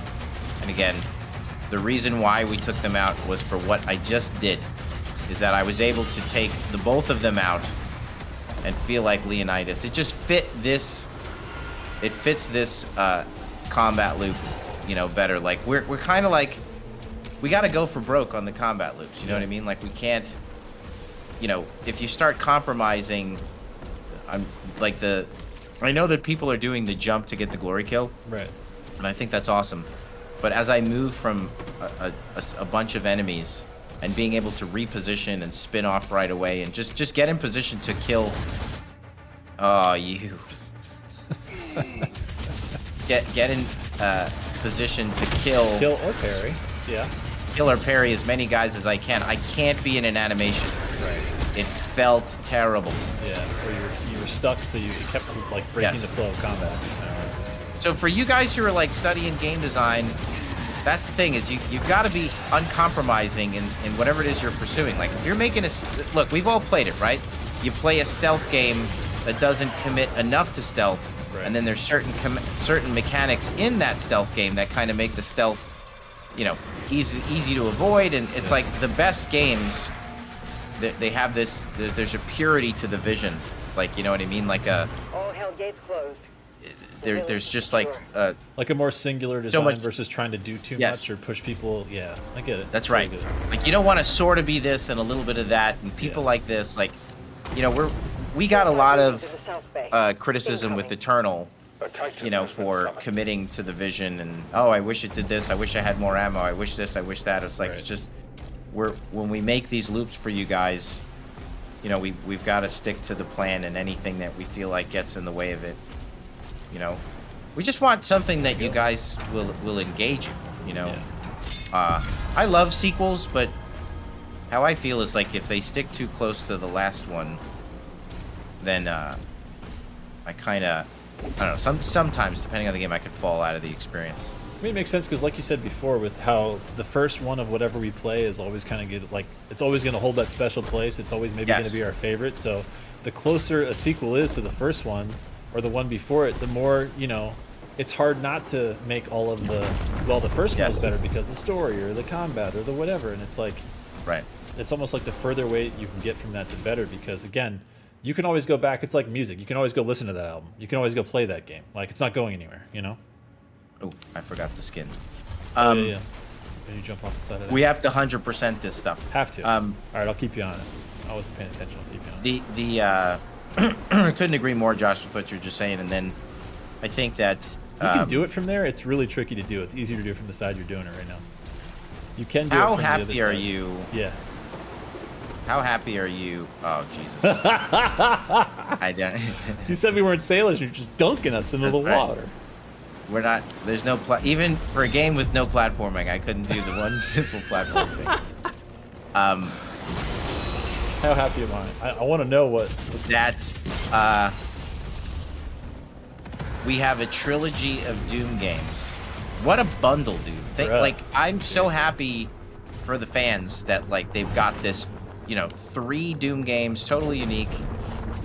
And couldn't agree more. Yeah, I just that was the goal. Modern trilogy. Mad Lads did it. I mean, the fact that the cool thing is too is, I mean, we all knew this, and obviously the game was designed to, exactly like you're saying, be different enough, be distinct enough, still fit with the ethos, still fit with the vibe, everything else. But the fact that now, like, I've seen a ton of people in the community say, like, see all these different versions of like 2016 Eternal and now Dark Ages. They're all so different. They're all so good. They all have, you know, everybody's going to have their favorite in that. But the fact that like there now is 3 pillars of a Doom game, which for many years, as we know, for people that were alive long enough to live through the creation of all the other ones, there's a big period of time when there was no Doom. I mean, Doom 3 was like a huge comeback after 2 with everything in between. And then the time between 3 and 2016 felt like, no pun intended, like an eternity. So it's crazy. You're right, man. It's so insane to be back and now have a new connected trilogy, not just, 3 games that were made by 3 teams at 3 times or something, Right. It's insane. It's awesome. It feels awesome. We love doing it. We love cooking up new combat systems for you guys to master. It's like our favorite thing to do. We didn't really get to gush about the Pinky Rider, but I remember, I know internally you guys had all those aha moments, but now I'm just thinking about aha songs, but you had all those aha moments of, the things that made this Dark Ages versus Eternal. I remember the first time on a meeting with you and Marty and some other people, you guys showed me the concept art of the Pinky Rider, and I was like, oh shit, right. That's it. Now I get the whole thing. There's something about, you guys talk about this a lot, but the whole, it feels both incredible high art, but also, executed in such a way where this is, the best artist in any school that sat down on a piece of lined paper and drew this in a math class where they were paying zero attention to the teacher. That is the vibe, you know what I mean? The original Doom is designed that way. I mean, it's very juvenile, and it's so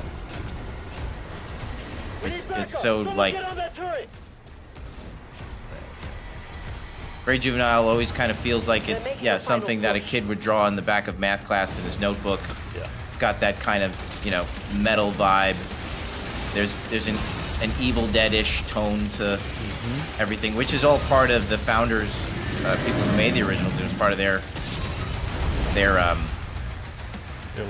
design ethos. It's all meant to make you smile. So absolutely, there is a joyful, juvenile quality to, and super metal. I mean, it's the kind of stuff that you put your horns in the air for, right?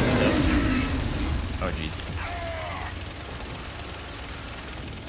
Got to break out the metal horns when you're drawing this stuff. I like how I was gonna say you're really waiting. Speaking of, MMA Fro again asked about, speaking of the Pinky Riders, how much of Lord of the Rings was an inspiration for this game? All of it. I mean, the genre of fantasy overall, but we really wanted to, get our own space. Carve out our own space. As you're carving out this giant titan right now, his arms are That's falling right. off. Just create a style and a visual style that stood out in the fantasy space. That was kind of uniquely Doom. And super heavy metal and totally ridiculous. And I like how here in this cinematic we see the kind of they're not on the same side exactly right now. That turn. They're scared of him. Yeah, it feels like it. And even with him, it's he's looking at them not like a friend, but like a which side he's are we like on, right? he's like a thought of him as as like a the tiger. Slayer. You know what I mean? Like a fierce killing machine. So He's not one Of us. They want assurances. he's just And so did I. he's always on guard and he's all powerful and always in attack mode, and that makes him intimidating to be around, especially since the makers have blessed him with superhuman speed and strength with the divinity machine, as we discussed at the beginning of the game. And here we have, he's being observed by Azric, and Azric sees an opportunity to take advantage of this whole tether situation. Beast is tearing through our ranks once again. When your enemies, in this case the makers and the sentinels, are making mistakes, Continue to it's best not to interrupt them by this and take advantage of the opportunity. outsider. It is not this witch who is forced onto the battlefield against the Slayer. All the power of hell cowering before one man. Do you know lines like that are going to be lines like that when you write them? You know what I mean? Sure. When I wrote the They Are Rage Brutal, I actually have on my phone. Yeah. So A where note that or came something? from. Yeah. No, yeah, I have a voice note of it was super early in the morning, and I was trying to figure out the different parts. And in 2016, and on my phone I have a recording of all different versions of that, and I'm doing like an English accent, and it's super embarrassing. I got it. We It's, got to get that out at some point. That Yeah, sounds incredible. I have it actually. Oh, man. That would be a funny chat moment if you Dude. guys want to hear that. Do I you know, have and it it's right on now? my phone. All right, hold I on. do. I'm gonna wait for the cinematic, then I'm gonna cut away. No, so we it's so embarrassing. You got to, man. This is. This is the I'm moment. doing it. You hope that people give a crap, to answer your question. Like Yeah. when I wrote that, I just wanted people to think it was awesome. You know. And so your dominion over hell is not absolute. We were gonna wait till this cutscene ends. Then Hugo's gonna dig through his phone, find this. God, that would have been like what, 2014, 15, something like that. Yeah, 2014. Damn. Which is crazy because that really makes me think. Did you play this for the guy that did the voice line, or it was just written and he read it? No, I just wrote it. I would never right. show it to anybody. It's so bad. If anything, he would have heard that and been like, "This is the dumbest He'd be crap like, I've ever quit heard." today, right now, on this. Yeah, but all the power of hell, cowering before one man. Yeah, you hope that, and he's jealous. You know, it's obvious that he's envious of the Slayer's power. Do you have it, and do you want to play it? I'm switching to the two-shot. Let me see. Because I've never heard you do, I don't think, any accent, really. I'm trying to think about it. Oh, this is going to be good. It's not good at all. Okay. All right, so again, if you're just joining us right now, Hugo, in my phone. Yeah. So I do this a lot. I have a lot of, I'll say stuff out loud to myself, different things, and just like jot the everybody idea else down, right? Yeah. Yeah. And so, this one would go all the way back to. Holy cow. Come on, iCloud, don't fail us now. No, it's here. So I'm just waiting to see if it's like I can hear like your wife in the background being like, "Take the kids to school," and you're like, "Hold on," and then you switch back to your British accent. You're gonna hear that. So let me see. It would be a set. Okay. All done in one day because I did like a ton of them. A lot of British voice acting that day. Are you like a Michael Caine? I mean, we'll find out. All right. I was gonna ask what kind of British accent. Let me listen to see if this is so embarrassing. Like I can't believe it's the corniest shit. Please understand, it's like 7 a.m. My wife's like, "What the hell are you doing?" I'm like, "I'm trying to figure something out." She sees you in the closet doing a British accent. She's like, "I'm just gonna let him finish whatever he's doing in there." All right, let me see if I can hear it. Hold on. All right.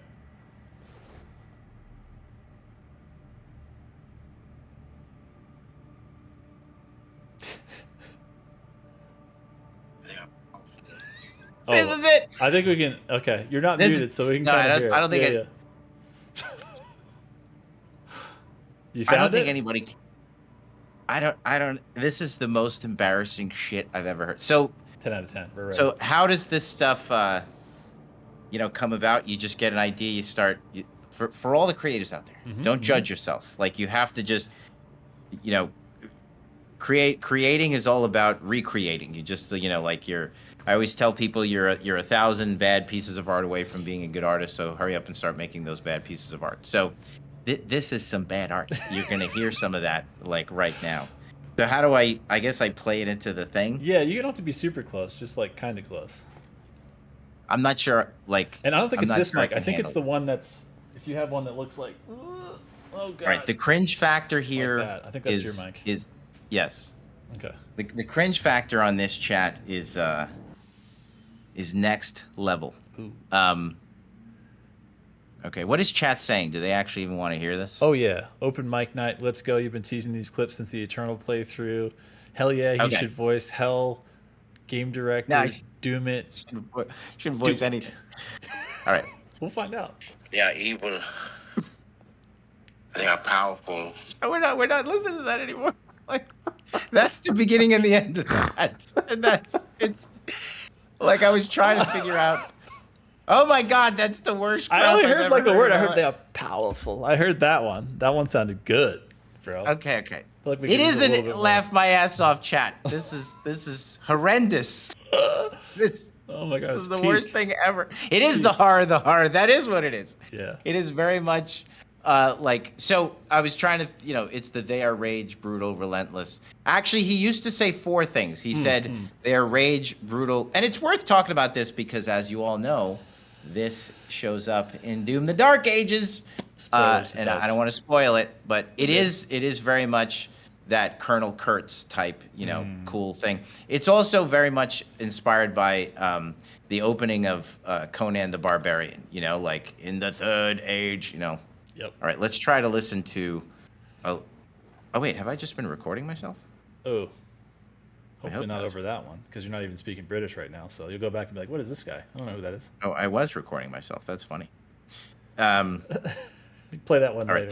let's go to the second one. Yeah. That one's 30 seconds long. Ooh, even better. I have to vet these just in case there Yeah, isn't sure. literally Okay, like so on your someone mic- screaming at me. There should be a mute thing. It's on the back of. Do you have something that looks like? Oh God, that looks like this on your desk, Hugo? If you do, touch the back of it, and that mutes. Oh it. yeah. Put the Slayer symbol the right way. You're muted. He's muted. I know, because chat before he was like, "I'm gonna go ahead and go muted," and he'd play it, and we'd all hear it, and we'd be like, "You are not muted, sir." So now he's really muted. Are you guys ready for this? I can't believe we're getting this on the first episode in. The original lines. This is incredible. It's incredible. Hugo for the next Doom opening speech? Absolutely, Nuggets, on YouTube. Why not? Harmonic Clone on Twitch says, I've been ready for years.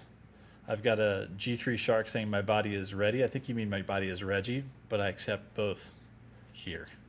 This is a safe space.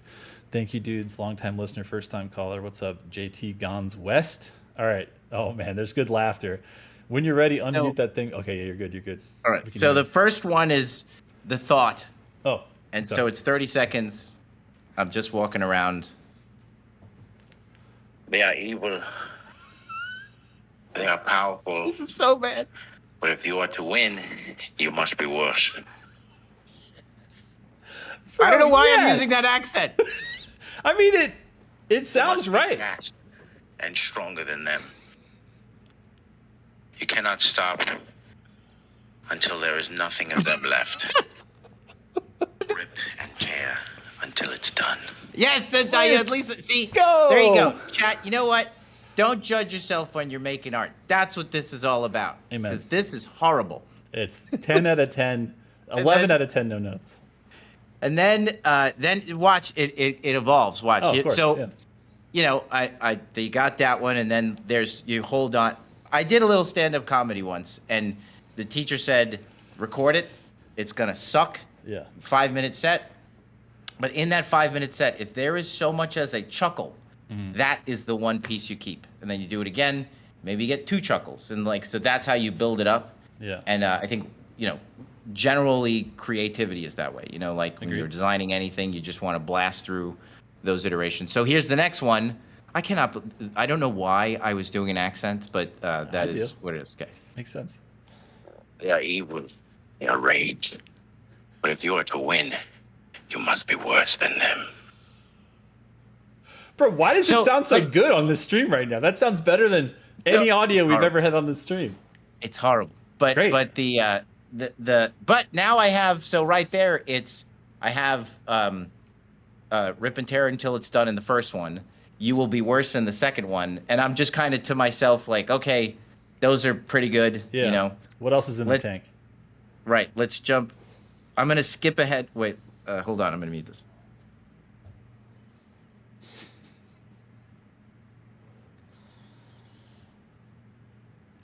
Yeah, chat says they're evil. I agree. They're good, man. They're evil. This is horrendous. This is so bad. Okay. This is the third one. Yes. Okay. And I was saying that you make progress. Here's an example of sometimes you go backwards, and it's worse than the first one. I'm made of evil and rage.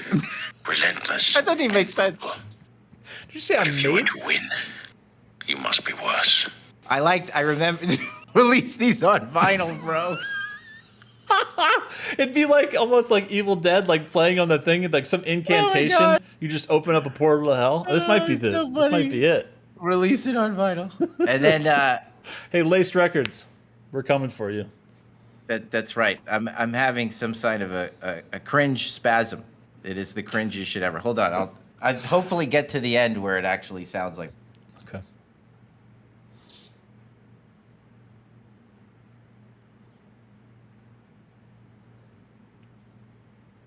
No, it only gets worse. So that gives you.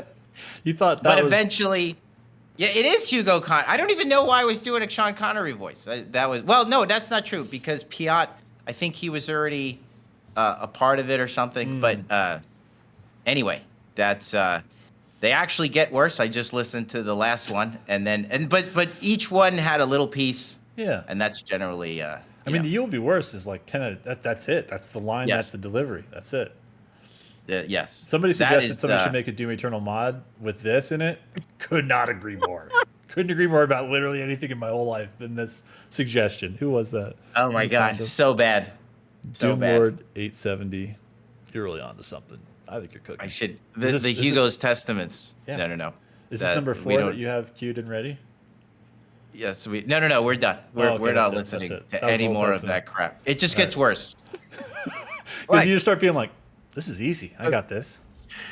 And you get too right. far. I understand how that Yes. goes. M Legendary, yes, or whoever just said that. The Siraj Mia, the Doomslayer was put in the Divinity Machine. Yes, he was at before the game. And I see that we have. You need all of them. That's not the only ones. There's all. I do it all the Oh, you time. think he's They're done? all. Yeah, that's like tip of the iceberg. Yeah, there's tons. My phone is just full of nonsense. Are you British in all of them, or just most of them? I don't know, different things. Yeah, Sometimes I'm. By the way, the witch is Gina Gershon, so sometimes I'm Gina Gershon, I like it. and it's all a mess. Hey Hugo, is the shotgun in Dark Ages the same shotgun? I saw that in Doom 64. I don't. I'd have to ask Colin Geller, who designed that, if he was riffing off that directly. I don't think so. But but anyway, thanks chat for humoring us. Lots of good support right now, man. That was some BFC, some big effing cringe. That's what that was. That was.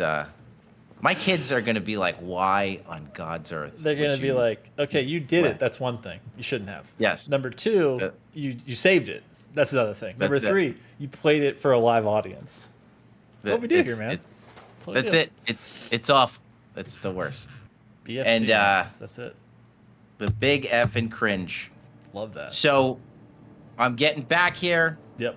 To the game. Yep. Enough, as if I wasn't red enough at the start of this. Now I'm beat red. So, Prince Azric's. Your doctor's gonna be like, "Call me tonight. I want to see you tonight." Exactly. Prince Azric's search for the Heart of Argent continues. He now looks to weaken the Sentinel's defenses.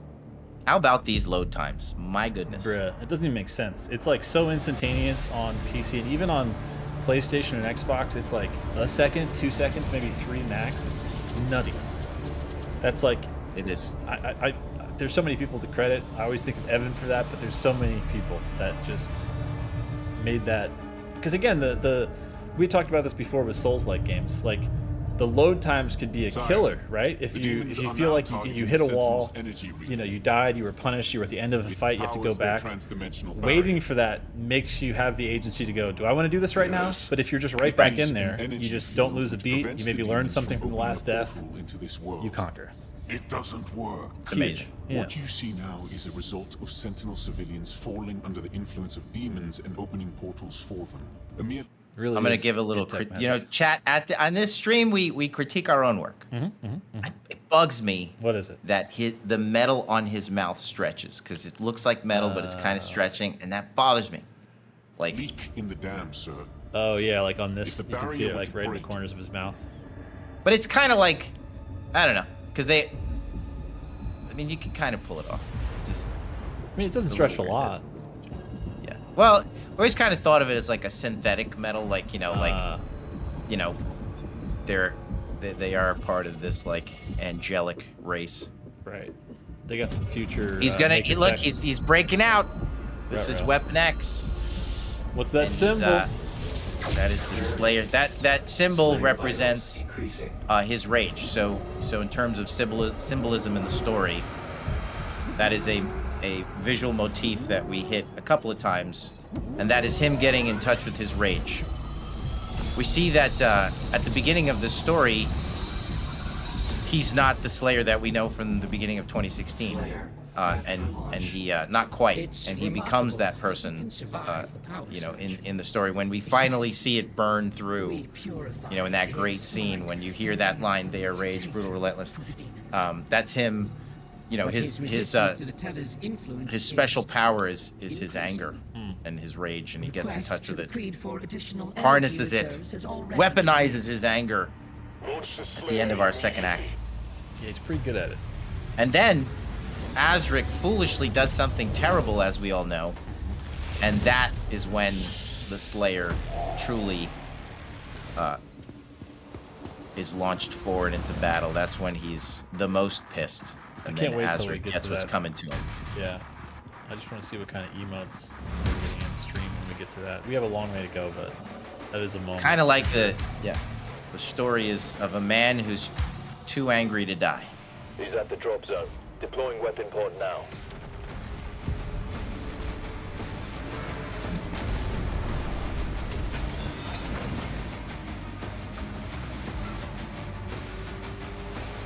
So we're starting to put the kit together. Again, a lot of the cognitive load in Doom: The Dark Ages is going to be dedicated to solving problems with your shield, making decisions.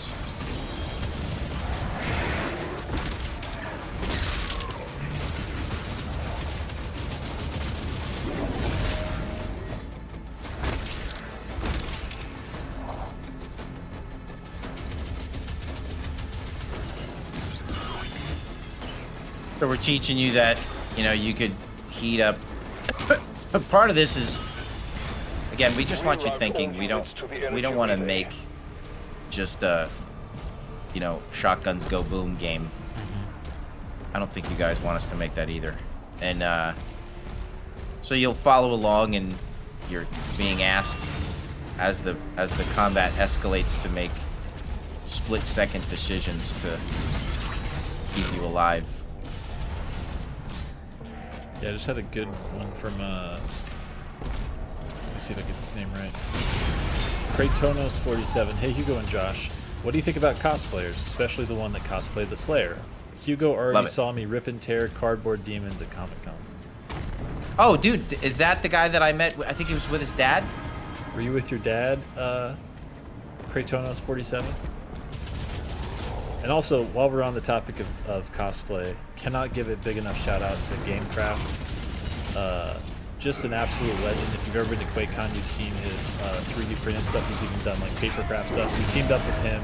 And if you haven't checked it out, go to slayersclub.com and check out, for anybody who's cosplaying or is interested, we worked with Gamecraft to give him, we gave him the full Shield Saw 3D model, which has like a billion D polygons and everything, and he did a simplified version that we were able to shout outs to Elena on our legal team and Ruth on our global readiness team, because it's not easy to release stuff to the public and just be like, this is cool, it's totally fine, right? It's a weapon, but people won't, you know, weaponize it. But again, it's the Shield Saw, so it worked out.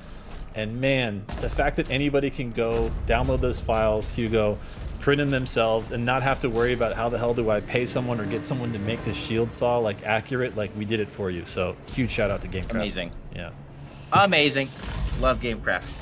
Oh, Kratonos47 says, no, he saw the video on the Facebook Doom group. Oh, that's what he's talking about when he saw the, the Comic-Con one. Nice. Yeah, I met a cosplayer. He was with his dad, and his costume was awesome. Heck yeah, that's rad. For Dark How about Ages? QuakeCon this year, everybody? Who's going to QuakeCon in chat? Anybody in chat? Y'all need to be there for real. Can we get a yes? We all have to hang out at QuakeCon. Yes. I'm going to be there. I'll be in the BYOC. Josh will be there. That's right. All of the id team will be there. We'll hang out. We'll get food truck food. We'll game till God knows when. I'm seeing some I'm seeing some I'd love to. I wish I could. I'd like to. I'm seeing some yeses, some no's with some sad faces. You gotta make Y'all gotta come. It's the best. Yeah. It is the coolest experience. It is so much fun. We got Master Pancake Theater, all that stuff. And I know people meet throw the team. around. We want to meet you guys. Yeah, for real. And I know people throw around the word family a lot, but honestly, like that's the only way I can describe the way it feels. Like everybody that 100%. comes back, like every year. It's like a family reunion, like with everybody. Doesn't matter if it's the first time you met a lot of these people or not. It's amazing.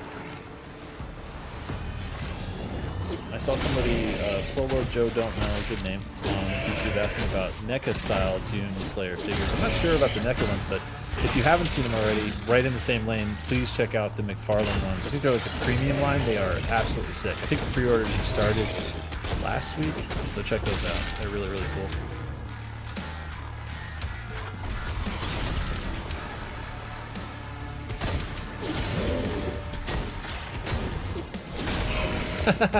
Shoutouts to, man, an absolute legend of QuakeCon. Boob to the Max says, did you know that Hugo and Tokyo are part of the 91% Club?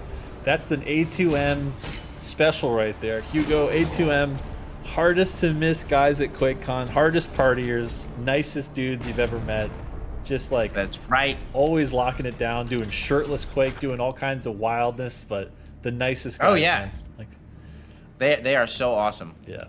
And when I say they'll give you the shirt off their back, it might already be off, so they could just hand it to you. It's not even hard for them to do it. I think I have a bottle of Jack Daniels in my house from those guys. I believe that you do, because I remember the gifting of it. That was like, yep, it was awesome. That's super cool. I see Project 90S asking about teardown and security at QuakeCon.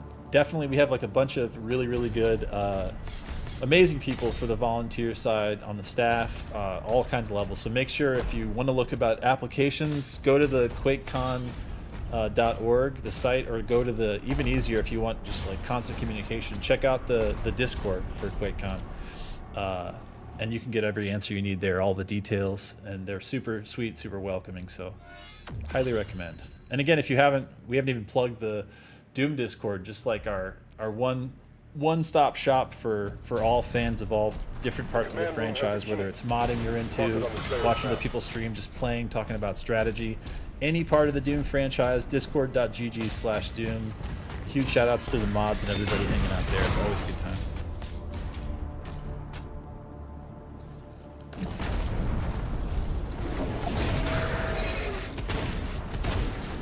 Yeah, I see some people asking about, we had talked about this a bit, Hugo, before. So there's the tunables, and those are the ones that we can do that are changes to the game without game updates. Right. But we are still planning like a hot fix to try to fix some of the crashing stuff. Again, there's a lot of different parts and pieces to that on a lot of different platforms, but we're trying to get that one out maybe this week if we can. And then future ones, if we can't hit it there, it's definitely in the next one. So I know that we've got the Berserker trophy for some people that's a little bugged, and we've got a few different crash things that we're trying to hit all of it as fast as we can. So we appreciate your patience and keep letting us know and sending us videos and all that stuff, and you know, keep an eye on Twitter, probably the fastest, easiest place to get that kind of information for updates in Slayers Club.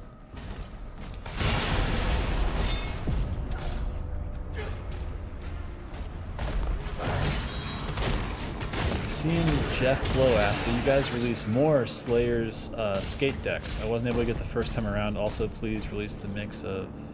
Oh, that'd be cool for Komodo. Yeah. I mean, I know that the gear store... I don't know exactly what and how they restock everything, but I know a lot of the stuff that was for Dark Ages that sold out really fast is being restocked. So again, go to the site, and even if it's sold out, click on the notify me when available.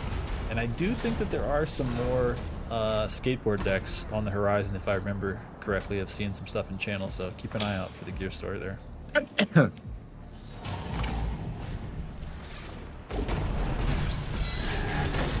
the sound effects.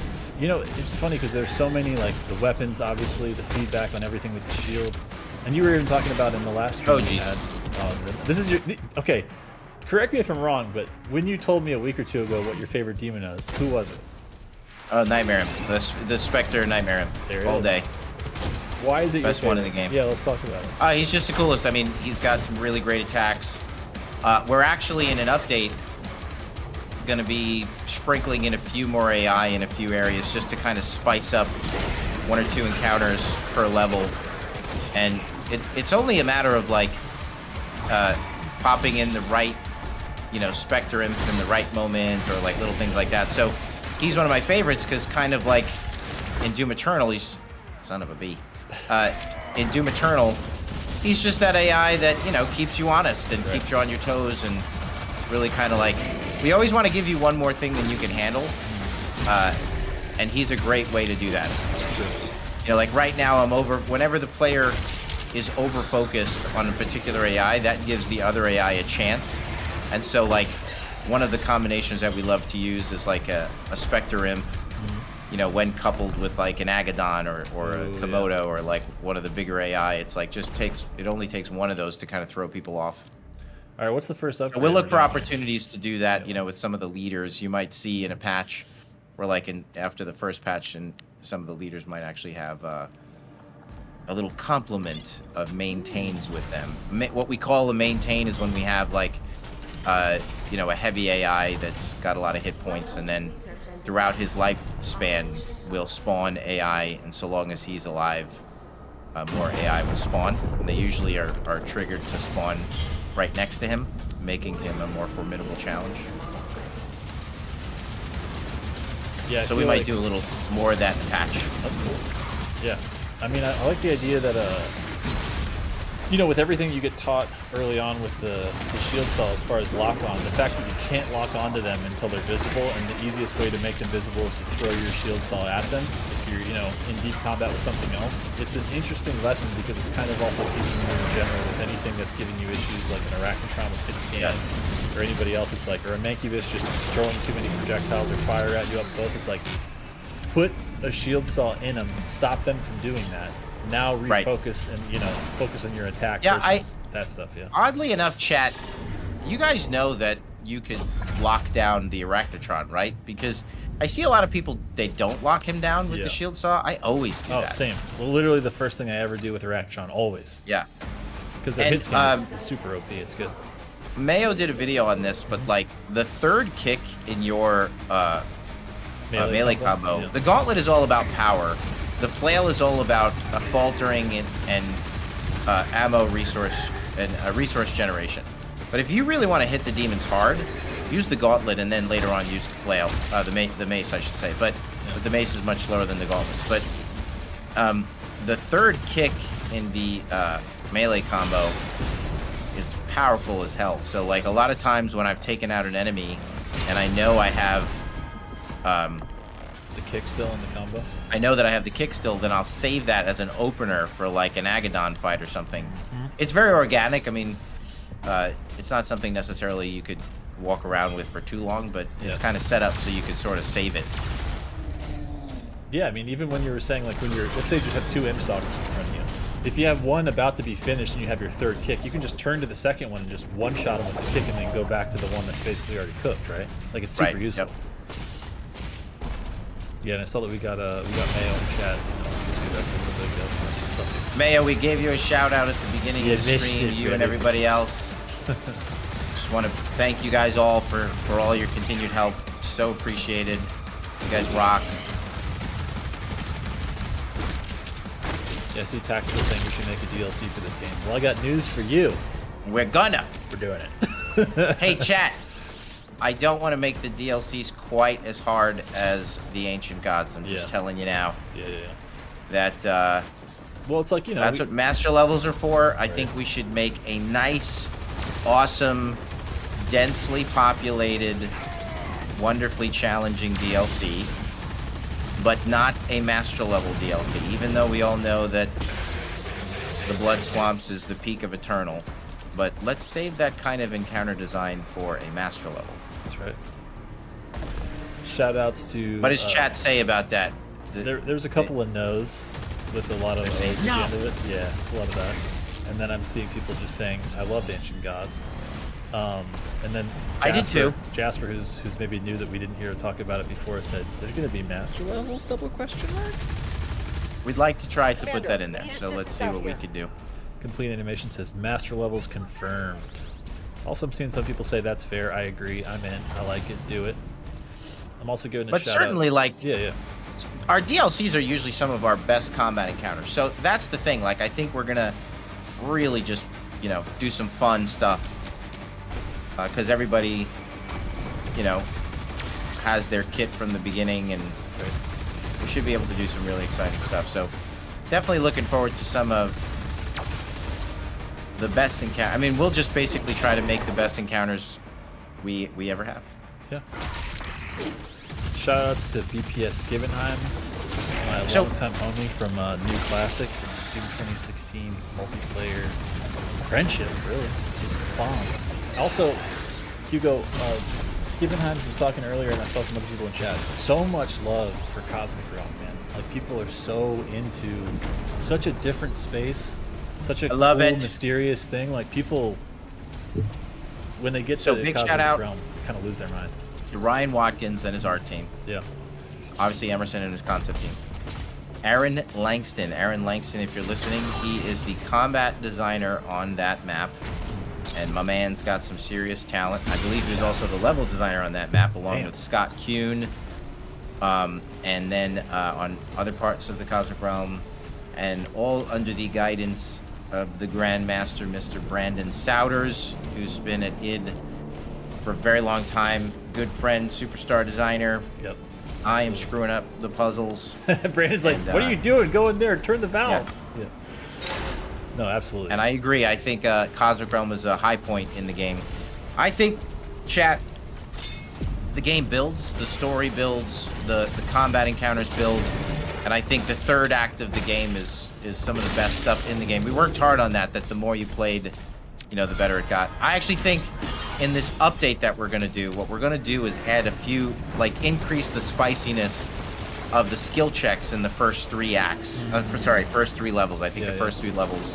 Like the Impaler arena in Hebeth, you know, that could get a little harder. We're gonna pop in a few more AI. So we're gonna be doing like a little balance update, like I said, throughout this first year, based on the feedback and the numbers that we're seeing. But in the second half of the game, and in particular in the third act, I just think the game cooks. Like, you got all your stuff, you're fighting some of the best hordes we got to throw at you. Yeah, plus the story, the way the story picks up, it's like, yeah, the stakes are so high, you know exactly where everybody's at, and I don't know, man, it's just like, the Slayer really gets into the Unchained Predator version, right? And that's what you kind of, you kind of been teasing. Well, he's pissed. Right. You've been waiting for him to put all this shit to an end. Yeah, and he's finally doing it. It feels good. It feels real good. We out here. More lore. Doing comic book things. I agree. Yeah. Man, a lot of people giving love to not only the music, but the puzzles in Cosmic Realm. Like how... Dude. They're so good. Wild, dude. Like, people are saying it made me felt like I was losing my mind in the best way, where it felt like I was really in Scott, space. Aaron, all those guys. Yeah. Kill it. And the artists. I can't say enough about the art team. Amen. Our team is awesome. Dude, I can't say... And you know what? You know who never gets enough love? Say it. Is the programmers. Because they are the engineers. They're the ones who make the fun possible. Like, we would be nothing without them. And like, or the TAD team, who does a lot of the logic designer stuff. You know, Garrett and all his guys, Jordan, the whole gang. Yeah. Really just amazingly talented. But the programmers are the ones who like engineer that stuff. And I mean, look at the performance on this game. It's freaking crazy. It's so like, ludicrous. You're probably getting like 300. By the way, there's a really funny cycle animation where this poor guy, he just gets smashed to bits by that guy. Yeah. Just again and again. But I am going to kick his butt in a little bit. That's right. Just wait right there. We've got some updates that we made to the Atlan experience where we adjusted the combo meter, and we've seen some great results with that. We're going to be making some minor adjustments to the dragon stuff here shortly in this patch tomorrow. Oh, the hotfix? I thought that was coming in a patch later. That's cool. I couldn't remember where that was at. The dragon stuff. That's exciting. Somebody's asking in YouTube for the Doom anime. When? I would love that, man. Right? I think that would be awesome. Hey, chat, if we did an anime, what would you want? What time period? Like, would you want 2016 Eternal, which is both kind of the same time period, or would you want Dark Ages? All of it? Let's see. I'm seeing... Well, I think eventually, yeah, I mean, honestly, the way that it is set up, it is like a trilogy, you know, so... Yeah. And it's hard to say. The chat's moving really fast, and there's a lot of votes for all three. It's hard to say, man. There was a burst of Eternal, but then a lot of Dark Ages, a lot of 2016. Somebody's saying, ooh, yeah, Dark Ages 2 2016. That's an interesting period to explore, since it's kind of you know, there's a lot in between there, right? Mayo, I'm going to give a little love to the accelerator. This one thing that I love to see is that there's a lot of debates going on out there about, you know, the different strats and which gun. The power, since we wanted the cognitive load to be focused on, you know, like it's all about, you know, the shield, the melee, and the guns, and you solve problems with your shield, you get resources with your melee, and you hurt things with your guns. So, but the hurt things part, where some of the sophistication with the weapons comes in, is around the upgrades. And like Mayo was exposing, playing around with the one upgrade with the rocket launcher, which is one of my favorites, that, you know, on parry and supercharges the shot and stuff. The upgrades have all kinds of little power curves built into them. Nice parry. Because you're on right there, you were on what we call brink of death. You're 5% health. When it gets real sweaty and real tense. I was going down there. No, but you parried yourself back to life. It's perfect.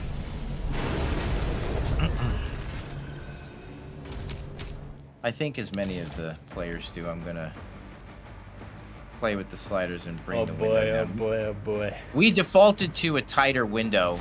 Sorry, a broader window, because it's and in an update we're actually going to make that window on the tightest setting even tighter. But because you parry so often in this game and you're moving so fast, that it was just better to default. It's an entirely new mechanic, right? So like people can't start good at it. You got to make them feel like they're good at it before they want to do it. It felt better for a lightning quick FPS to have a more, at default, generous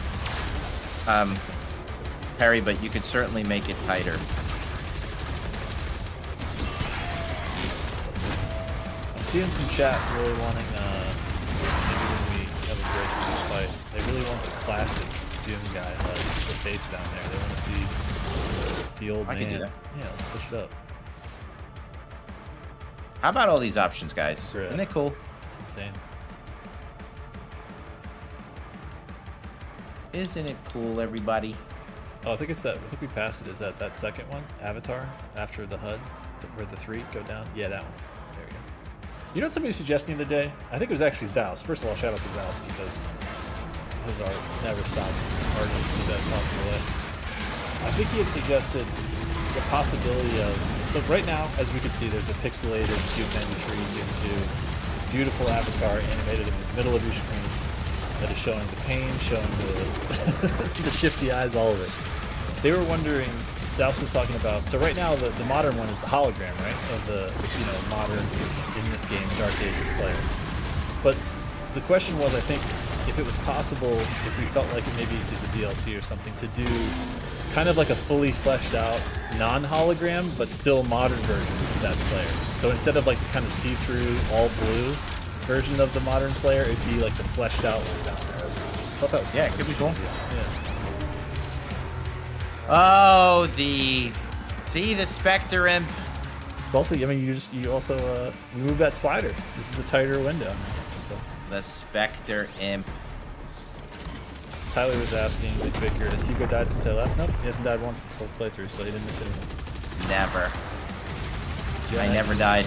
I never even died on our old stream. No, that never actually happened. It was all due to system error. That's it. Crashes and glitches. I mean, really? Never an actual death. No. The computer. Dude, remember that time I got stuck in a Slayer gate for like 4 hours? I sure do. That was one of those times where we're like, did we finish this level at this point? I mean, I feel like we went through a lot in that time. It was just that one. I don't remember exactly what the Slayer gate was. I'm trying to think of what level it was. Was it Terrace Nevada? I'm trying to remember what it was. Bro, that. And you got so close so many times. I know. Had, like, some brilliant runs. Maybe chat really this. Chat has a perfect 2020 memory. The Holt? Is that what it was? Oh, Holt Slayer gate. Yep, that sounds right. That sounds right. Thank you, chat. Sir Bonkulus, a tall shade of the color red. I think, by the way, certainly on the DLCs, we'll be able to make the... On the DLCs, we'll be able to make those secret encounters pretty dang spicy. True, because they're all optional, right? Oh yeah. Yeah. And like I said, we'll be updating the game here as well to make I don't know spicy moments. why chat is spicy. against this right now, but they're making up lies and saying that there's a kill count, a death counter, and it's up to 7. I think that's make believe. Personally. That's not true. Yeah. You mean Check the 7 bucks? tapes. 7 bucks. We'll fix them all tomorrow, probably. I don't know. That's right. Yeah, don't worry about it. Somebody say 9th death? Oh God, I'm so good. Look at this. Look at this flow. Look at this man flowing. Ready? Fun Bang. zone is Boom. zone. Chewy. Eat that. None for you. Take some of this. See how I use that kick? We saved that kick, and God, that feels good. If that was a glory kill animation, chat, that would not have happened. Yeah, I know 'cause you then like it. It screws up your timing I'm not too, saying though, it's right? not awesome. Yeah, it screws up your timing. It's always stopping you and getting you out of the flow of the timing. Listen, typically, chat, if we're not having a good, Tyler McVicker said this to me, and I think he's totally right. He goes, he's like on my Discord. Shout out to Tyler McVicker's Discord. Man, this guy is wrecking me. All right, I need to focus because I'm not dying again. Like God you said, damn it! You're not dying again, Right. so You as see we start the language. Yeah, The yeah. language begins already. That's right. What did he say to me today? He said, Cool. if they're not talking, he's like, that's the problem. He's like, what you want, you know, that's his sign in his Discord. I totally agree. Like amongst the community, it's like you don't want like to be toxic, but Yeah. like the fact that there's conversation going on around like, what is the best strat? What's the best upgrade? What's this? What's that? You know, I think that's really what you want going on. And even like a healthy debate about which is the best Doom game, because if there wasn't a debate about which is the best Doom game going on, that's probably more worrisome. Yeah, I agree. It means that this one isn't even in the running. 100%. And like we said before, I mean, the bias of your first one or your favorite one out of like 1 or 2 is so real. Like we all have that. I mean, I told you this in playing through, you know, between like vertical slice and vertical chunk is when I made the decision, oh snap, I don't know if Eternal will be my favorite one after this is done. And then it's done and I'm like, you sons of bees did it again. This is actually my favorite one. And I never thought we'd reach that apex just because the thing that you're used to, that you're good at, that you put so much time and passion and energy into, it's hard to accept that something else can enter into that sphere, especially with like, kind of need duration and time enough to process and go, okay, objectively now that I'm not playing it every 5 seconds or whatever, like where does it stack? How does it fit? Oh my God. Is that a nightmare? It is a nightmare. What's your favorite enemy? Listen, the tighter freaking parry window. They're They're real, serious. dude. They're real. They're real. Yeah. And like you said, they might even get realer in the future. Listen, like I said, we want the default difficulty to be appropriate. That's why we're making some adjustments. But I do love that you can make it whatever the hell you want it to be. Yeah, like you could really dial it into what you want. I just opted for a sweatier parry window. I'm gonna be honest, I didn't think I would be dying. Bro, it's real. It's real when you switch it though, and you're not used to it. It's a little real. Well, I also I took a break because I was just at a business meeting, so I haven't been playing excuses. I like how you Excuses frame it already. a business meeting. This guy was at a business meeting, y'all. That's right. That's right. I was hanging with the Microsoft people. Yeah, doing biz. The Bethesda peeps. That's right. All right, eat that. Oh, dude, his bite is vicious. I feel like you're always you at know a what? business meeting is like the Patrick Bateman, like I have to return some videotapes. It's like that. Yes. Yeah. Exactly. I was at a business meeting. I'm sorry I couldn't attend. And somebody said patch the bite. The bite is too strong. Pinky bite. the bite Patch is super strong. It is. Yeah, by design, you don't want to be. Oh shit! I didn't time that right at all. Yeah, when you're close to them, they better be ready to be parried, because otherwise, if they're reaching out for you, it's not a place you want to be. Exactly. Zamus Prime gets it. He says, but he hasn't died though. Exactly right. Right. That's the correct answer. Yeah, I see some more love on YouTube saying Poco Modern fleshed out Slayer face in the HUD can be added. Pretty cool. Cool idea.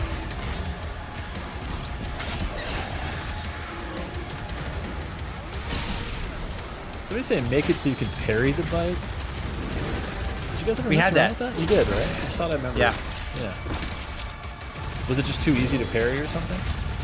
You know, we want to make things like he has no way to defend himself. Like basically, the only thing that's left for him, you know, all right, screw this guy. Yeah, you're dying. The only thing that's left for him when his rider's gone is his bite. Yeah. So we didn't want to nerf that too much. That makes sense. Because Bella's repairable, you just feel like, man, that poor dog can't do a thing. Poor sweet baby dog. Soap to go says Joshua. Which? All right. Oh yeah, here we go. Here we go. Let's talk about this. Demonic leader identified. The The demonic leader.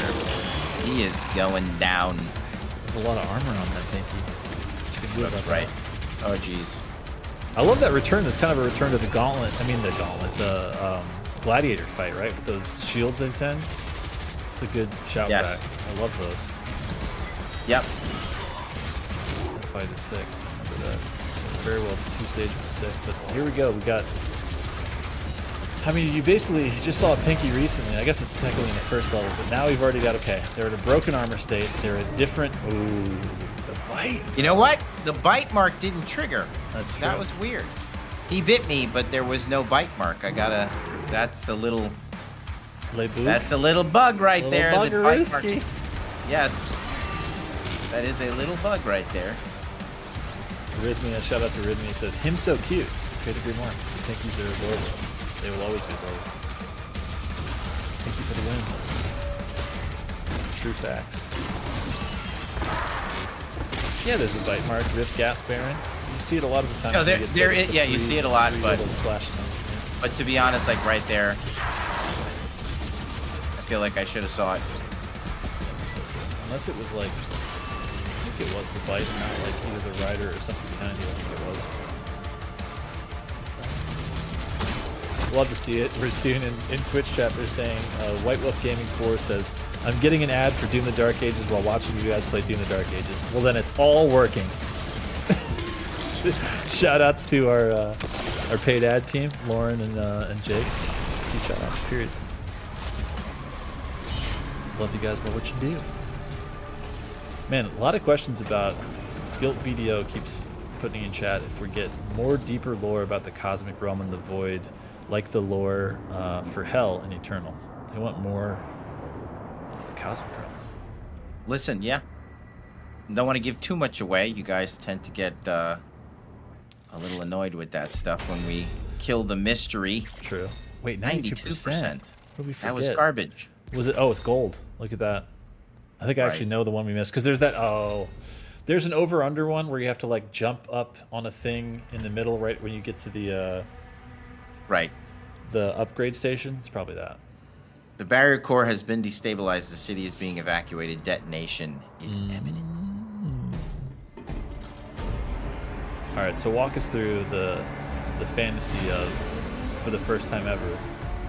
Basically, I worked on Pacific Rim, and then I just wanted that to be in this game. Thank you. I wanted to hear you say it, just like flat. Say it. Just say it flat. So I love Next. It's my favorite, and I think that we've been hinting at it for so long in the game, going back to 2016. You know, giants and titans, and there's a mine. I just like the to be able to continue to increase the spectacle. You know, like I love 2016. I love Eternal. I love how Dark Ages. You know, it's all of these cool things you've been reading about. Eventually, you know, you get to play in this game, and it's just a pace breaker. It's pure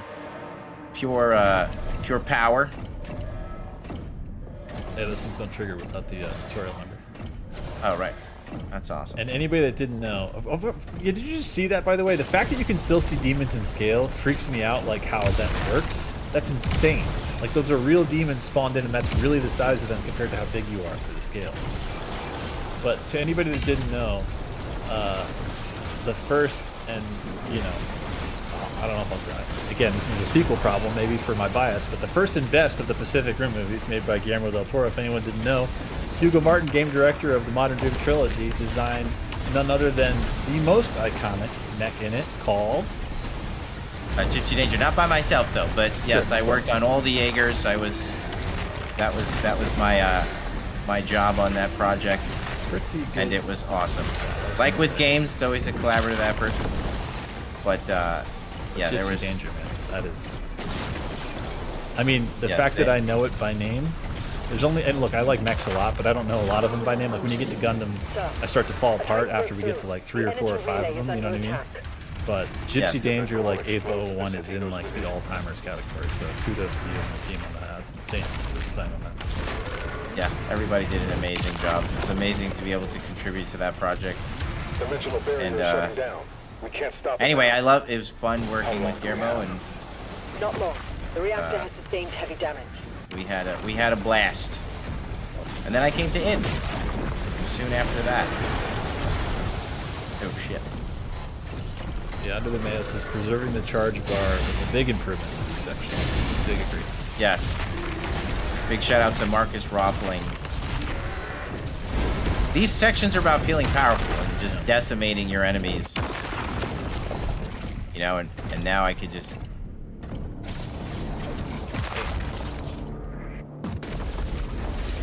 get a little taste of the King's Atlan. Bruh. More Titans ahead. That Support team. swagged Deploy out. weaponry. He's got a cape. He's Who got a- knits that thing? How do they make it? How big is that thing? It's like a town size. It's craziness. How many shirts and pants went into it? All right, so here we go. Get our Gatling gun. Yup. There's a little guy in the concept art that sits inside of this thing. Yeah, We people. wish we could have put him in the game. People didn't forget on social. They saw in the art. Yeah, he and they sits were- in that little hatch. Does he have a name? What do we name him? What's the I little don't guy know. name? What did we name him? Yeah, chat. What's the name of the guy in the Gatling gun? Make it all work. It's the intern. I can see that. I can see that. Could be the intern. That would be awesome. Hard work. Maybe Yeah, an that is ancestor. such a good idea. Right? Like an ancestor of the intern. The intern's like great grandfather. Yes. So he's just always been supporting the Slayer. Always believed. That's right. I like this. I think that's it. Dude, look at this. Look at this destruction. Seriously, like, Yeah. this stuff is crazy. Everything will break. It's a I feel lot like of that scene in Rambo. Where it just You goes know, on. Big shout out to Garrett and the whole team. And The whole sprint Tech speed Art feels design good, team, man. y'all are incredible. Yeah, we got a sprint in there. Player is approaching the core. The barrier is critical.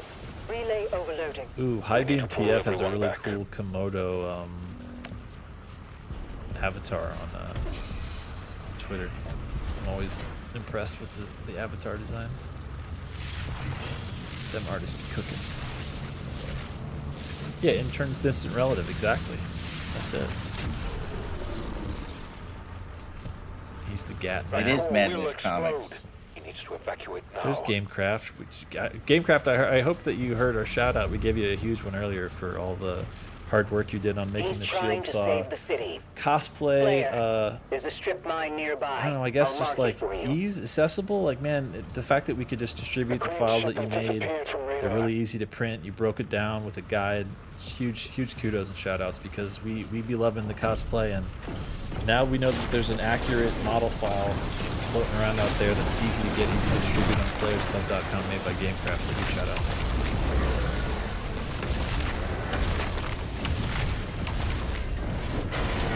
Ah, jeez. So I could save the chart. Son of a... I could save the charge, but if I take a hit, I lose the charge, and then I die. Dude, I just died on the Atlas in front of everyone. I did. You just wanted to see what the animation looked like. Shout outs to the That's team right. on the death animation.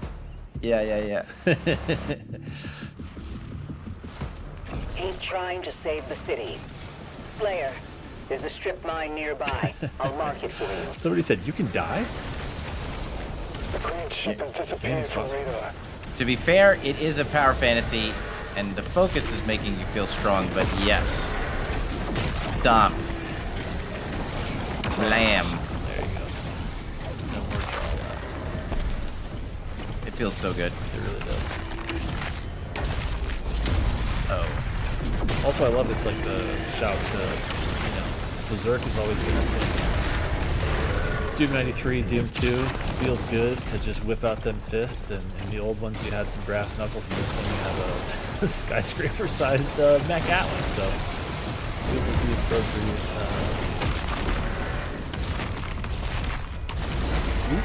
Nice. A backhand, not even a left hook.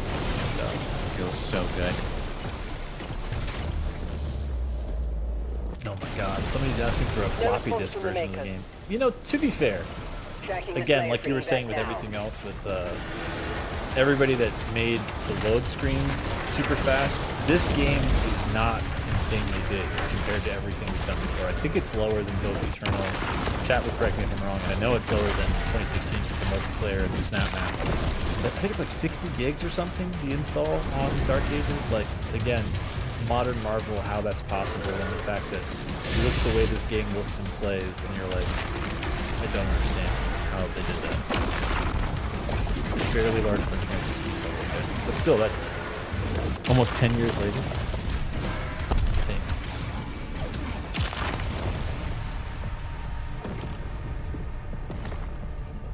People are asking when there's going to be a makership hub. I don't know. Everybody did like the one from Eternal. And that's again where you got to see the Atlan kind of up close, the kind of messed up Atlan in Eternal.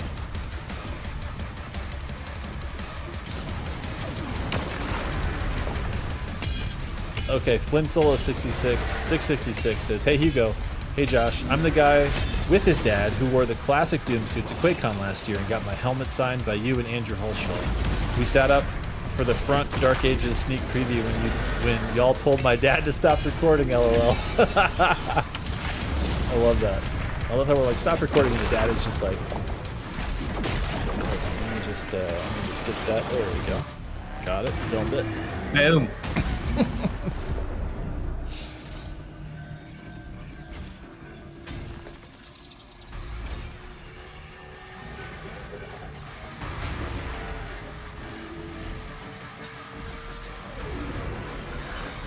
To look at the figures. Oh, okay, yeah, that's fair. I mean, it's in the extras menu in the main menu, but I get it. It's cool to see them in the world too, like in Eternal, where you could see them in the hub of all the shelves that he had of all the collectibles. It's cool. All right, so just in the nick of time type situation here. What do we got? That's right. We'll dive and save. Little killing us some kaijus, little action sequence. Also a little connection here. Thera and the Slayer on each other's side, obviously, which is more than you can say for a lot of people in this war right now, right? Yeah. Return to the Sentinel barracks. A lot of conflict going on. That's right. Sentinels are scared of them. Makers are trying to control them. I think Slayer's getting to be having enough. This is the guy from the hologram in the beginning of the story. Right. I did as you asked. Now please, let her soul be at peace.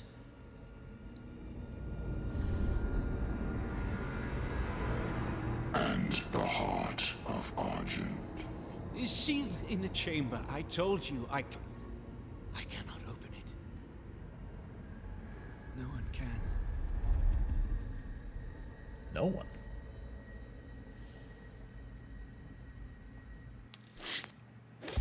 So that was the trader. Look at that 100% completion.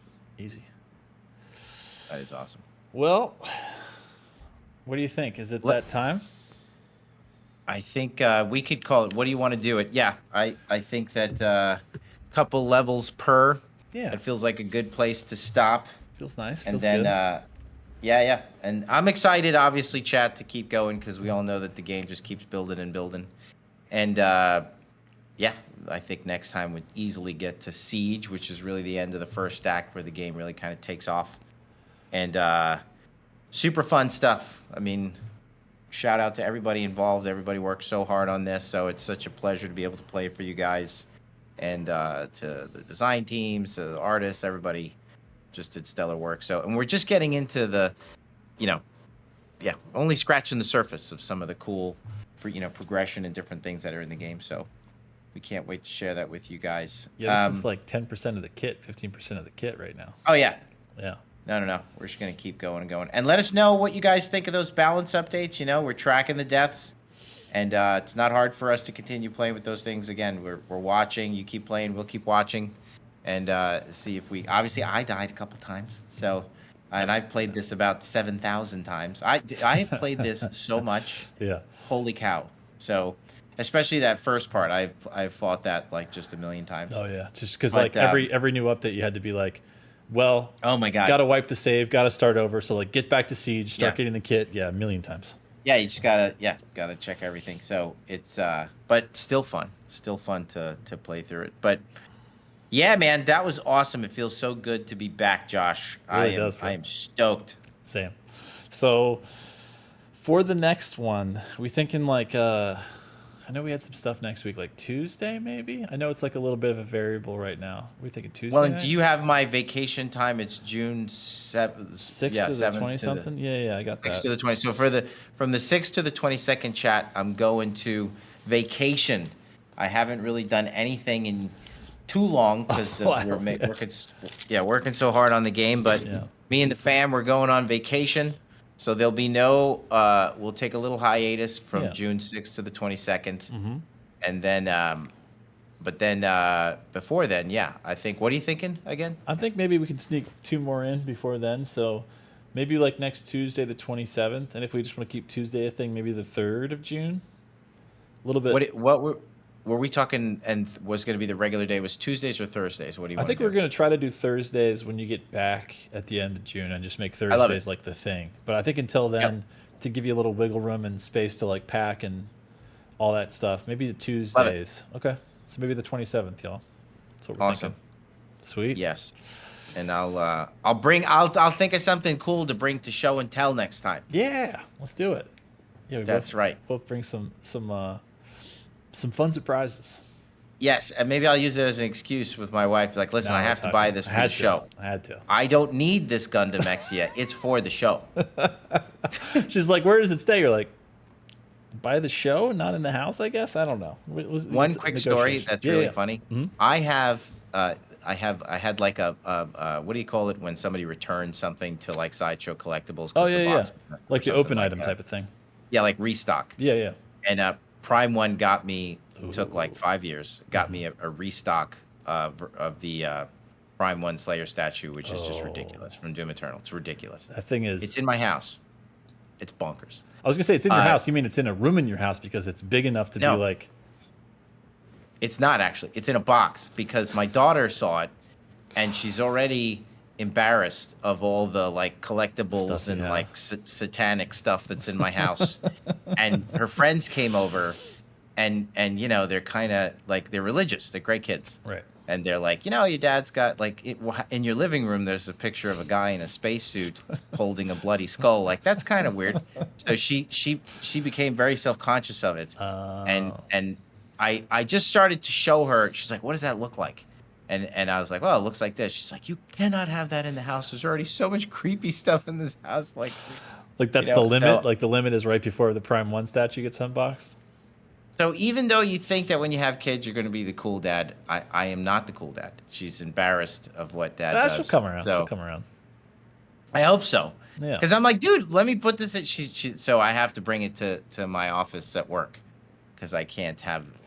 What's the problem with a 3-foot statue of a dude standing on a bunch of bloody skulls? Like what? That's he's doing God's work. Well, what is wrong with that? Period. So the statue weighs like 85 pounds. What's the big deal? I don't get it. It's so sick, dude. Yeah. It is the sickest thing. Yeah. I don't know if chat's ever seen it, but it's ridiculous how cool it is. It was in it's behind you in the thing, but we can't show it from the angle that we're in. But right, it's back there in that corner. It was on the last stream, but man, it is unbelievable. But we got some stuff cooking. So more to. Oh, we got some stuff cooking. Tell you what, we got some good things. Yeah, just wait. We do. Just wait, chat. So until then, what are you thinking? I'm thinking that was awesome. It was good to be back. everybody in chat, we love you guys. Thank you for giving us your time, letting us hang out with you and just shoot the breeze, talk about the fun zone, never die on a stream once. Streak continues. Nope. That's cool. No. We got, I think the counter was at like 8 or 9. Yeah, maybe 9 bugs, chat. We uncovered 9 bugs in the game. That's what we did. And we're going right to work as soon as I leave. I'm not even going home. We're just addressing those bugs that caused my death immediately. 9 fixes. Although that is a little bit, I am annoyed that the bite mark didn't show up on screen. You're like the bite one, legitimately, I wanted to see the bite. That is kind of a little thing. I do want to look into that. Yeah. But anyway, we missed you guys so much. We really did. And it feels awesome to be back. We cannot wait to stream more of this game. Maybe, I do think, and then maybe a Pandemonium. We have to. Because, I mean, those are going to be as long as they are. Like, that's a variable that only your masterful Gen X energy, which is big juicer stuff, just basically keeping you alive at all times, never needing an extra life, can ensure. So until we do that, we don't really know. You know? I think the real question is going to be how long I keep this parry window all the way down. That's gonna, because I'm already thinking like I kind of want to put that back up. You're like, when I'm talking, it's a little harder to forget the timing to be so close, especially with tunables. If that keeps getting tighter, it's like, ooh. Exactly. Yeah. Exactly. Yeah. Well, that was awesome. Yep. Absolutely. All right, y'all. Well, thank you for hanging out with us. We'll see you guys next week. Later, y'all. See you guys later.